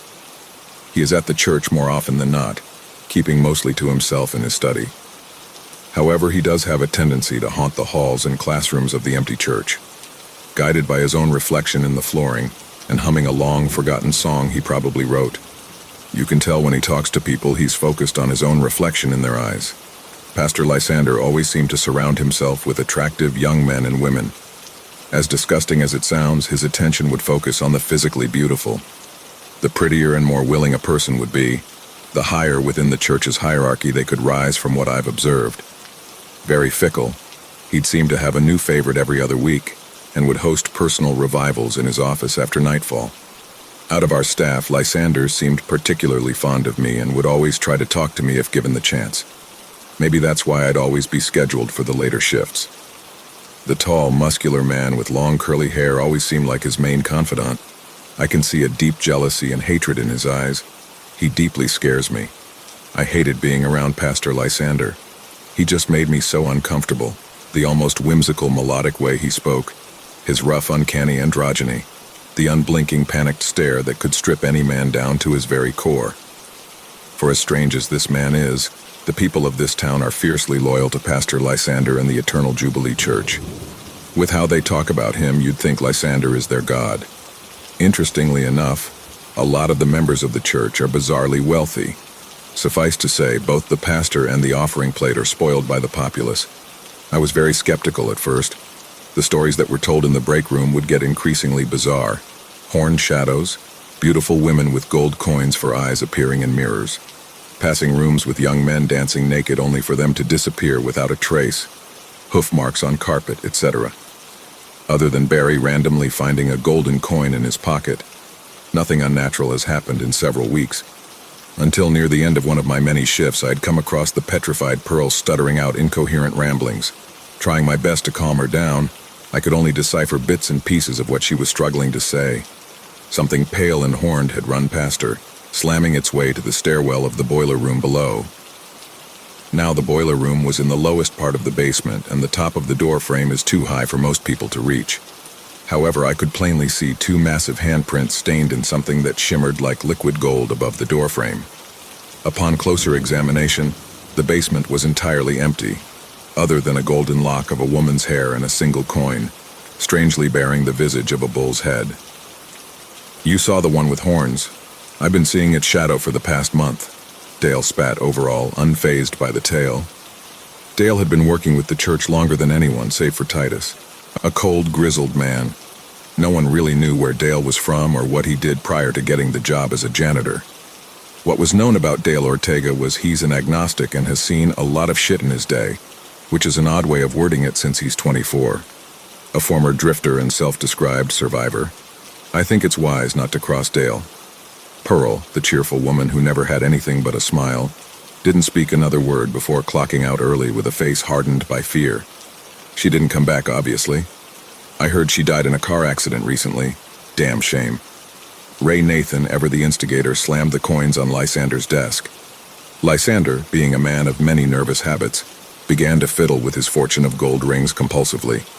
"What curious little tokens, friend, but offerings are put in the tithe box." Pastor Lysander cooed in his typical relaxed stupor. "What are they?" Ray Nathan grimaced, leaning down closer to Lysander. He was a large man, thick of arm and thicker of mind. Tall, powerful, and imposing, Ray Nathan was a mule of a man and absolutely dwarfed the most likely malnourished pastor. Lysander gently ran his long, skinny fingers against the bull's head emblazoned on the coin. "You bring before me, man. This is mankind, our very nature wrought into being. The reflection of our soul." Lysander's vague, vapid answer was interrupted by Ray Nathan's agitated snort. "Save the riddles, Pastor. I want to know what the hell these are and what the hell is wrong with this place. I have put up with enough. You've heard the stories, down to the last detail. You've never attended one of our services, Mr. Raymond. I'm sure a sermon would enlighten you. I was born Baptist. I'll die Baptist. Not whatever the hell you are." Ray Nathan's outburst and uncontrollable anger was quickly halted by the pastor's eyes. For the first time since the 70s, Lysander Sinclair looked focused and alert. His horrible green eyes, like a viper's gaze, cleaved right through the big man's bravado. "I am a prophet of the true God, a brute and assailant such as yourself would not understand. Do not forget your place, friend," the pastor hissed. "I assure you, this is a house of God. The only thing wrong is those who doubt the word. Now tell me, whose head is on this coin and whose inscription is stamped on it? Render unto Caesar what is Caesar's, Raymond," the pastor said harshly as he stuck the coins in his pocket. "I must bid you a good day, for I am a very busy man. Lest we forget, who else would hire you with that record of yours? Feel free to take the rest of the day off. I expect a calmer disposition for your next shift. Is that understood?" And for the first time probably in his life, Raymond Nathan Morrigan felt small. The big man nodded in defeat. It was over. Ray Nathan went into the pastor's office as a defiant, confused man and left it a whipped dog. He was never quite the same after the confrontation, not nearly as loud or brazen. He just kept his head down and worked like the rest of us. I surely thought he'd quit. Haunting the halls of the eternal jubilee, like a somber ghost of his past self. Maybe he saw something deep within the pastor's eyes, a danger hiding beneath the glossy-eyed stupor. The place just felt so wrong and yet so alluring. I would catch myself thinking about it on my days off. Anything to fill my mind in that empty house. Up to that point, I hadn't experienced anything too out of the ordinary. I'd hear a strange noise from time to time, or some of my supplies would suddenly go missing, but nothing too egregious. That would unfortunately come to an end. One night, I was cleaning up the gymnasium from one of the many damned youth activities that absolutely trashed the place. Alone, of course. Everything was fine, until a cloying musk began to choke the entirety of the gym. At first it was merely a sweet and floral scent, yet it thickened into a noxious stench of perfume and scented oils. Out of the blue, I was struck by an uneasiness I have yet to experience again. Something was off, very off. It was like I was sensing something foreign to this world, something not meant to be here. It's a hard feeling to describe, almost like you found out the world was about to explode. Such panic and awe, both amazement and terror as one. An unknown shape materialized off in the distance, causing my body to tingle with a bizarrely pleasant sensation. I tried to speak, but to no avail, as my mouth was consumed by the vulgar taste of metal and an unfamiliar sweetness. Very clearly in my peripheral vision, a pale, naked figure was atop the stage. Too tall to be a normal person with both male and female traits, it bore golden eyes and no noticeable genitalia. Innumerable piercings and chains of gold dotted its body in a sickening shimmer. Whatever this thing was, I tried to pretend like I didn't notice it. Maybe it will disappear like all the stories I hear from Dale and Ray Nathan. It just stood there, staring with its coin-filled sockets. It was repulsive, but also beautiful. I was filled with an unreasonably powerful urge to stare right at it. It took every ounce of concentration to not look at the golden hermaphrodite. Bear witness. And for the most agonizing seconds of my life, I swore I could hear Wade's voice beckoning me. I needed to look, but just like that, it was gone without a trace. Immediately being hit by intense nausea, I ran to the closest bathroom as my dinner came roiling up. Unfortunately, I wasn't quick enough, retching all over a pristinely cleaned sink. Amidst the acid and bile, the sweet purple froth of wine began to seep through my mouth. I haven't touched wine in months, and yet here I was spewing up an entire bottle. Just when I thought my system was entirely expunged, something violently erupted from my throat. I couldn't believe it. It was a coin. God help us, I just threw up a golden coin. Completely and utterly clean of any bile, the coin was engraved with two lovers locked in a passionate embrace. The voice in my head screamed to run and never look back. Leave this damn town and all these backwater hicks behind. I need to go somewhere lively and normal, somewhere nice, a place he would still be alive in. But then another voice slithered into my head, smooth and silken. I needed to stay. He wanted to be here, didn't he? Like cloying perfume, 1,000 thoughts of doubt clouded my mind. Isolation is getting to you. Are you going to go crawling back home? Are you going to prove Mom and Dad right? You're going crazy. You can't leave. You couldn't afford it. They got you this job. You not only kill their son, but also spit on their kindness. You are a sinner. He would miss you. The church would miss you.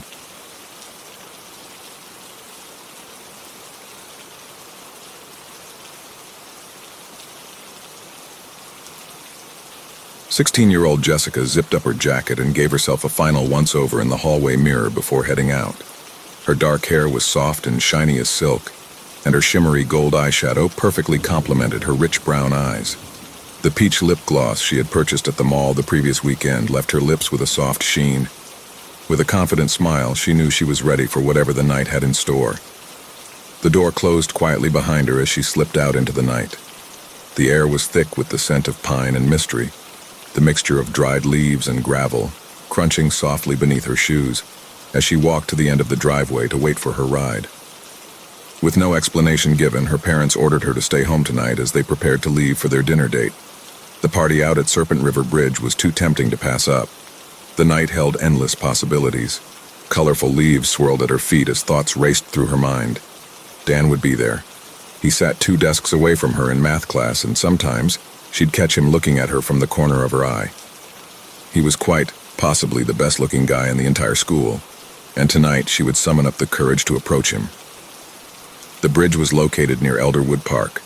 Tonight it would be deserted except for the small crowd of partygoers, and the darkness provided the perfect backdrop for uninterrupted party bliss. It was a moonless night, but the stars remained visible. This rural stretch of country road was quiet and peaceful, broken only by the occasional distant barking of dogs. For the first few minutes, things were calm. Nothing stirred, not even the trees. One of the few perks Jessica enjoyed about living in a rural area. But in that moment, she felt a sudden sense of unease, a feeling of being watched. And then, out of nowhere, it began. Click, click, click, click. The sound was rhythmic, like the ticking of a clock. It was coming from out of the darkness on the road. Julie's heart leaped as she stared into the darkness, her eyes straining to find the source of the sound. A dark shape moved through the shadows, pacing back and forth across the deserted stretch of road. Two beige paws provided the only clue that it was an animal, a canine. Click, click. The creature continued its restless pacing, and the tension in the air was palpable, as if it were anxiously waiting for something to happen. As Jessica's eyes adjusted further to the darkness, she could see more clearly, and to her horror, realized that there were not just one but two large beings walking upright on their hind legs. Their vague, shadowy silhouettes loomed against the wall of night. She gasped and quickly covered her mouth, stifling the instinct to scream. She shivered as fear and realization gripped her like icy fingers. The things weren't human or animal. Slowly, she slid her hand into her coat pocket for her phone, but realized it wasn't there. She remembered she'd forgotten it back in the house. Right at that moment, her phone lit up on the kitchen table with a notification. Mimi, hey, I can't make it tonight. I got a flat. Sorry. Jessica's legs felt as if they might give way at any moment. She needed to get back to the house without being spotted. Slowly, carefully, she took one shaky step back, then another and another, careful not to draw attention. Just a few more steps and she'd be home free. The sound of an approaching vehicle, its engine roaring, made her stop in her tracks. Perhaps it was morbid curiosity, but she just had to see once and for all what the things were. As the headlights neared, she saw something extraordinary. The two things seemed to dissolve in the oncoming lights.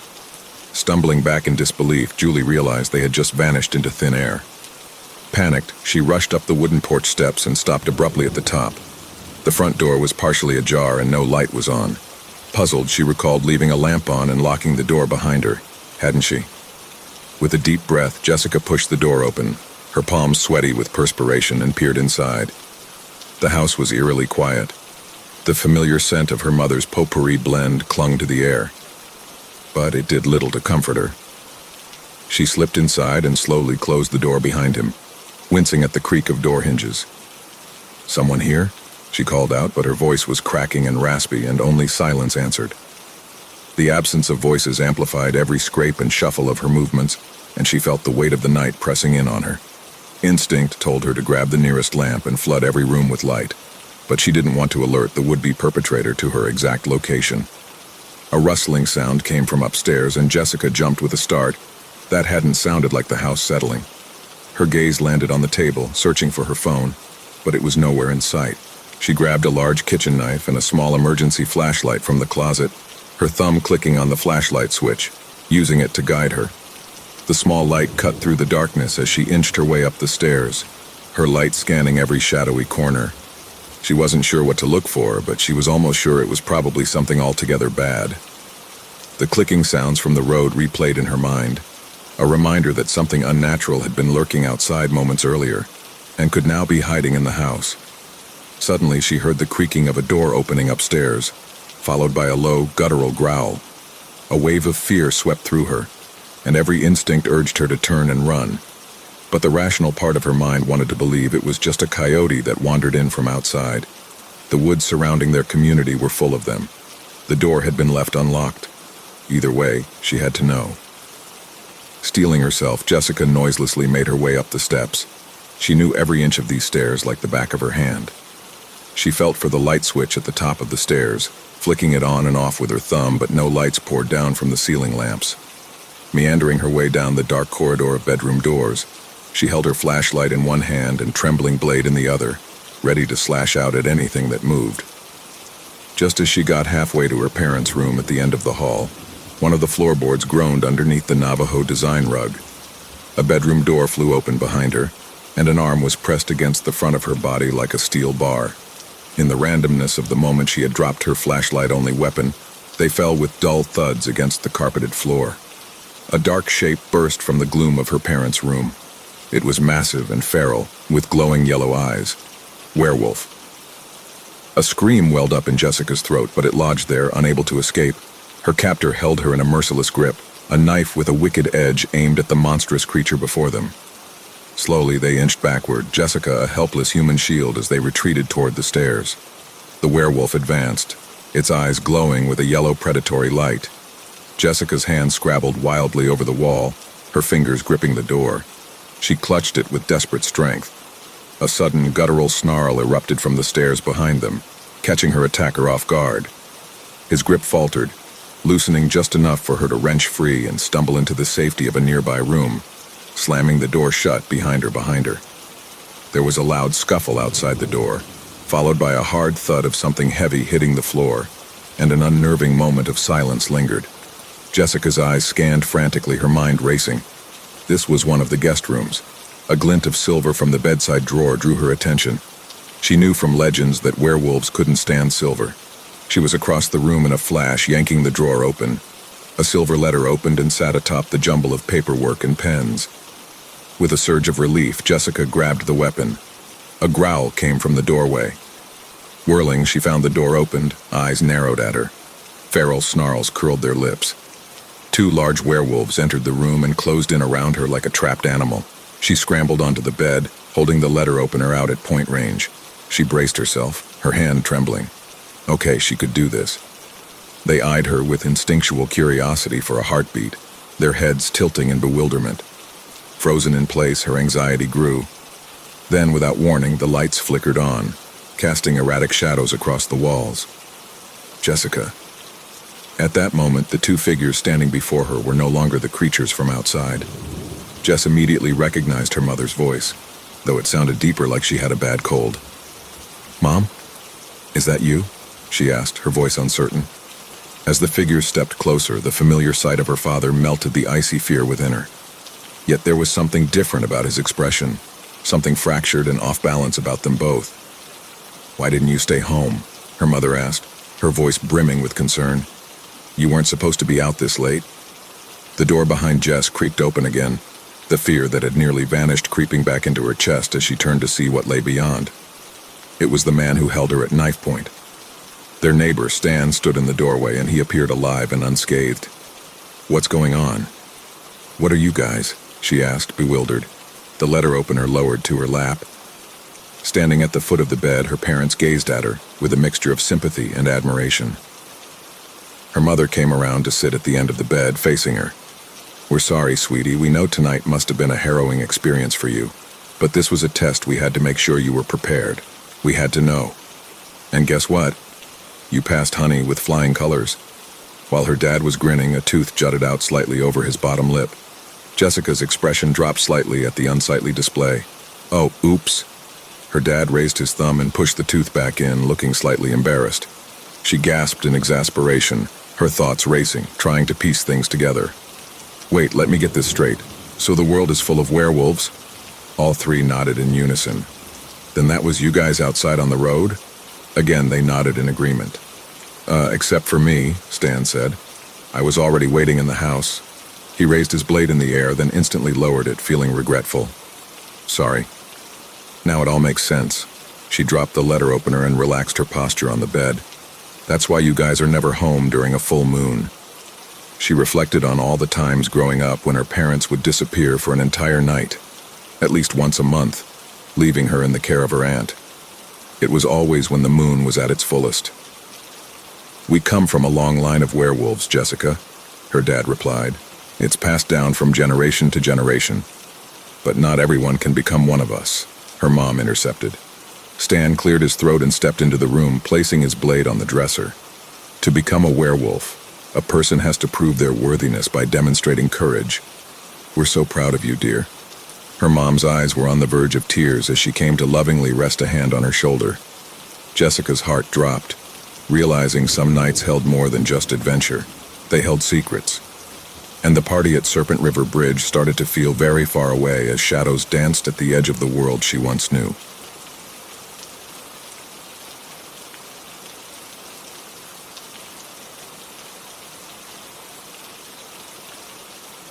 me, 36 years old, female, and my daughter Olivia, 16 years old, female, live in a small town in South Dakota. She goes with her father every weekend. She leaves every Friday afternoon and comes back Sunday evenings, so usually she'll be gone by the time I get home from work on Friday evenings. This particular Friday, when I pulled up to our driveway, I looked up at her window and noticed her bedroom light was still on. I figured she accidentally left it on before leaving. IDK. I walk into the house and hear movement coming from upstairs. "Oh, she's still home," I whispered to myself. I went upstairs and knocked on her bedroom door and slowly opening it. "Your dad isn't picking you up this weekend?" I asked Number. I told him I want to stay. She said while looking down at her journal. "Great, I'll make dinner for us and we can watch a movie if you'd like." There was a long pause before she said, "Yes." I closed her door and I thought she was acting a bit standoffish. She usually has a lot to say. I texted her dad asking if they maybe got into some sort of disagreement or argument that led her to not wanting to go with him this weekend. I went downstairs and started making dinner for us as the food was cooking.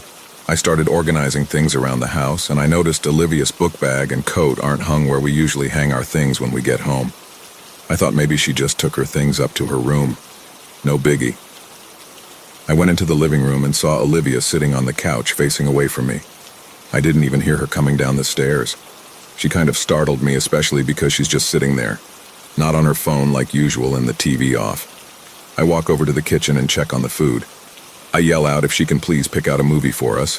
I went out to check what movie she picked, and to my surprise, the TV is still off and she's still sitting there motionless. "Olivia, you didn't hear me?" I said. I grabbed the remote and picked out a movie. I chose The Conjuring. I love Vera Farmiga. I grabbed our plates, and as I sat down on the couch, I heard a notification coming from my phone in the kitchen. I told her he'll be right back. I checked my phone, and it was a text from her father. After reading his message, my body went cold and stiff, literal chills. He said, "What do you mean?" "I picked Olivia up from school and we're grabbing dinner with her grandma right now." I feel catatonic at this point. I took a deep breath and walked slowly towards the living room, peeking in to see if it was still sitting on the couch. It was. It was just sitting there very still, looking forward but away from me. I haven't even seen Olivia's face since I've been home. Like the thing has purposely been avoiding eye contact. I went back into the kitchen. I didn't know what to do. I'm fucking terrified. I had to go back out there. My car keys are in the living room. I took a deep breath and got the courage to walk out confidently like everything was normal. It was gone. I don't know why I yelled out, "Olivia?" My stupid, confused human instincts. I heard its voice coming from upstairs, sounding just like my Olivia. It said, "Mom, I'm upstairs. I need your help." In the most sinister voice. Hell no. I grabbed my keys and ran the fuck out the house. I was shaking so much I couldn't even put the damn keys in the ignition. God, I wish I had a push start for this very moment. As I reversed out my driveway, I looked up at the house and it was at Olivia's window waving at me faceless. I couldn't even breathe. I never drove off so fast in my life.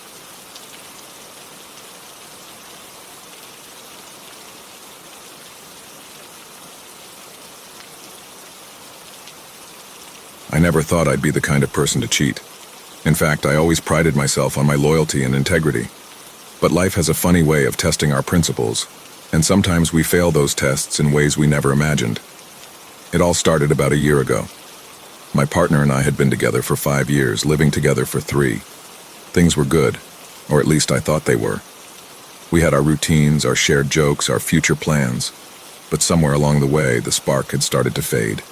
We were both busy with our careers, and the time we spent together felt more like going through the motions than genuine connection.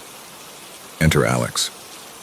Alex was a new colleague at work, vibrant and full of energy. We hit it off immediately, bonding over shared interests and long conversations during lunch breaks. At first, it was innocent. I enjoyed the attention and the way Alex made me feel. Seen, valued, excited. It was a stark contrast to the mundane reality of my relationship at home. One night, after a particularly stressful day, Alex and I went out for drinks. One drink turned into several, and before I knew it, we were laughing and sharing secrets in a dimly lit corner of a bar. I felt alive in a way I hadn't in years. When Alex leaned in and kissed me, I didn't pull away. It felt like something I deserved, a break from the monotony, a reminder that I was still desirable. That kiss led to more, and before I knew it, We were in Alex's apartment, tangled in sheets and each other. In the moment, I wasn't thinking about my partner or the consequences. I was caught up in the thrill, the rush of something new and forbidden. The next morning, reality hit me like a ton of bricks. I was consumed with guilt and shame. I knew I had crossed a line that couldn't be uncrossed. I went home, avoiding my partner's eyes, and spent the day in a fog of self-loathing. For weeks, I lived a double life. At home, I tried to act normal, but the weight of my secret was suffocating. At work, things with Alex continued, each encounter pulling me deeper into a web of deceit. I told myself it was just a phase, that it would end soon, but it didn't. Eventually, the lies caught up with me.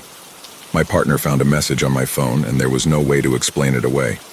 The confrontation was brutal, filled with anger, betrayal, and tears. Seeing the hurt in my partner's eyes was like a knife to the heart. I had destroyed the trust we had built over years in a matter of months. We tried to salvage our relationship, going to therapy and having countless painful conversations. But the damage was done. The trust was shattered, and no matter how much we tried to repair it, things were never the same. Eventually, we decided to go our separate ways. Looking back, I can see how I let myself fall into the trap of infidelity. I was unhappy and looking for something to fill the void. But instead of addressing the issues in my relationship or working on myself, I took the easy way out, seeking validation and excitement in someone else. Cheating isn't just a mistake, it's a choice, one that comes with devastating consequences. I've learned that the hard way. Now I'm trying to pick up the pieces and move forward, hoping that one day I can forgive myself and be a better person in my future relationships. So that's my story. It's not one I'm proud of, but it's a part of my journey. If you've been through something similar, know that you're not alone. We all make mistakes, and all we can do is learn from them and strive to do better.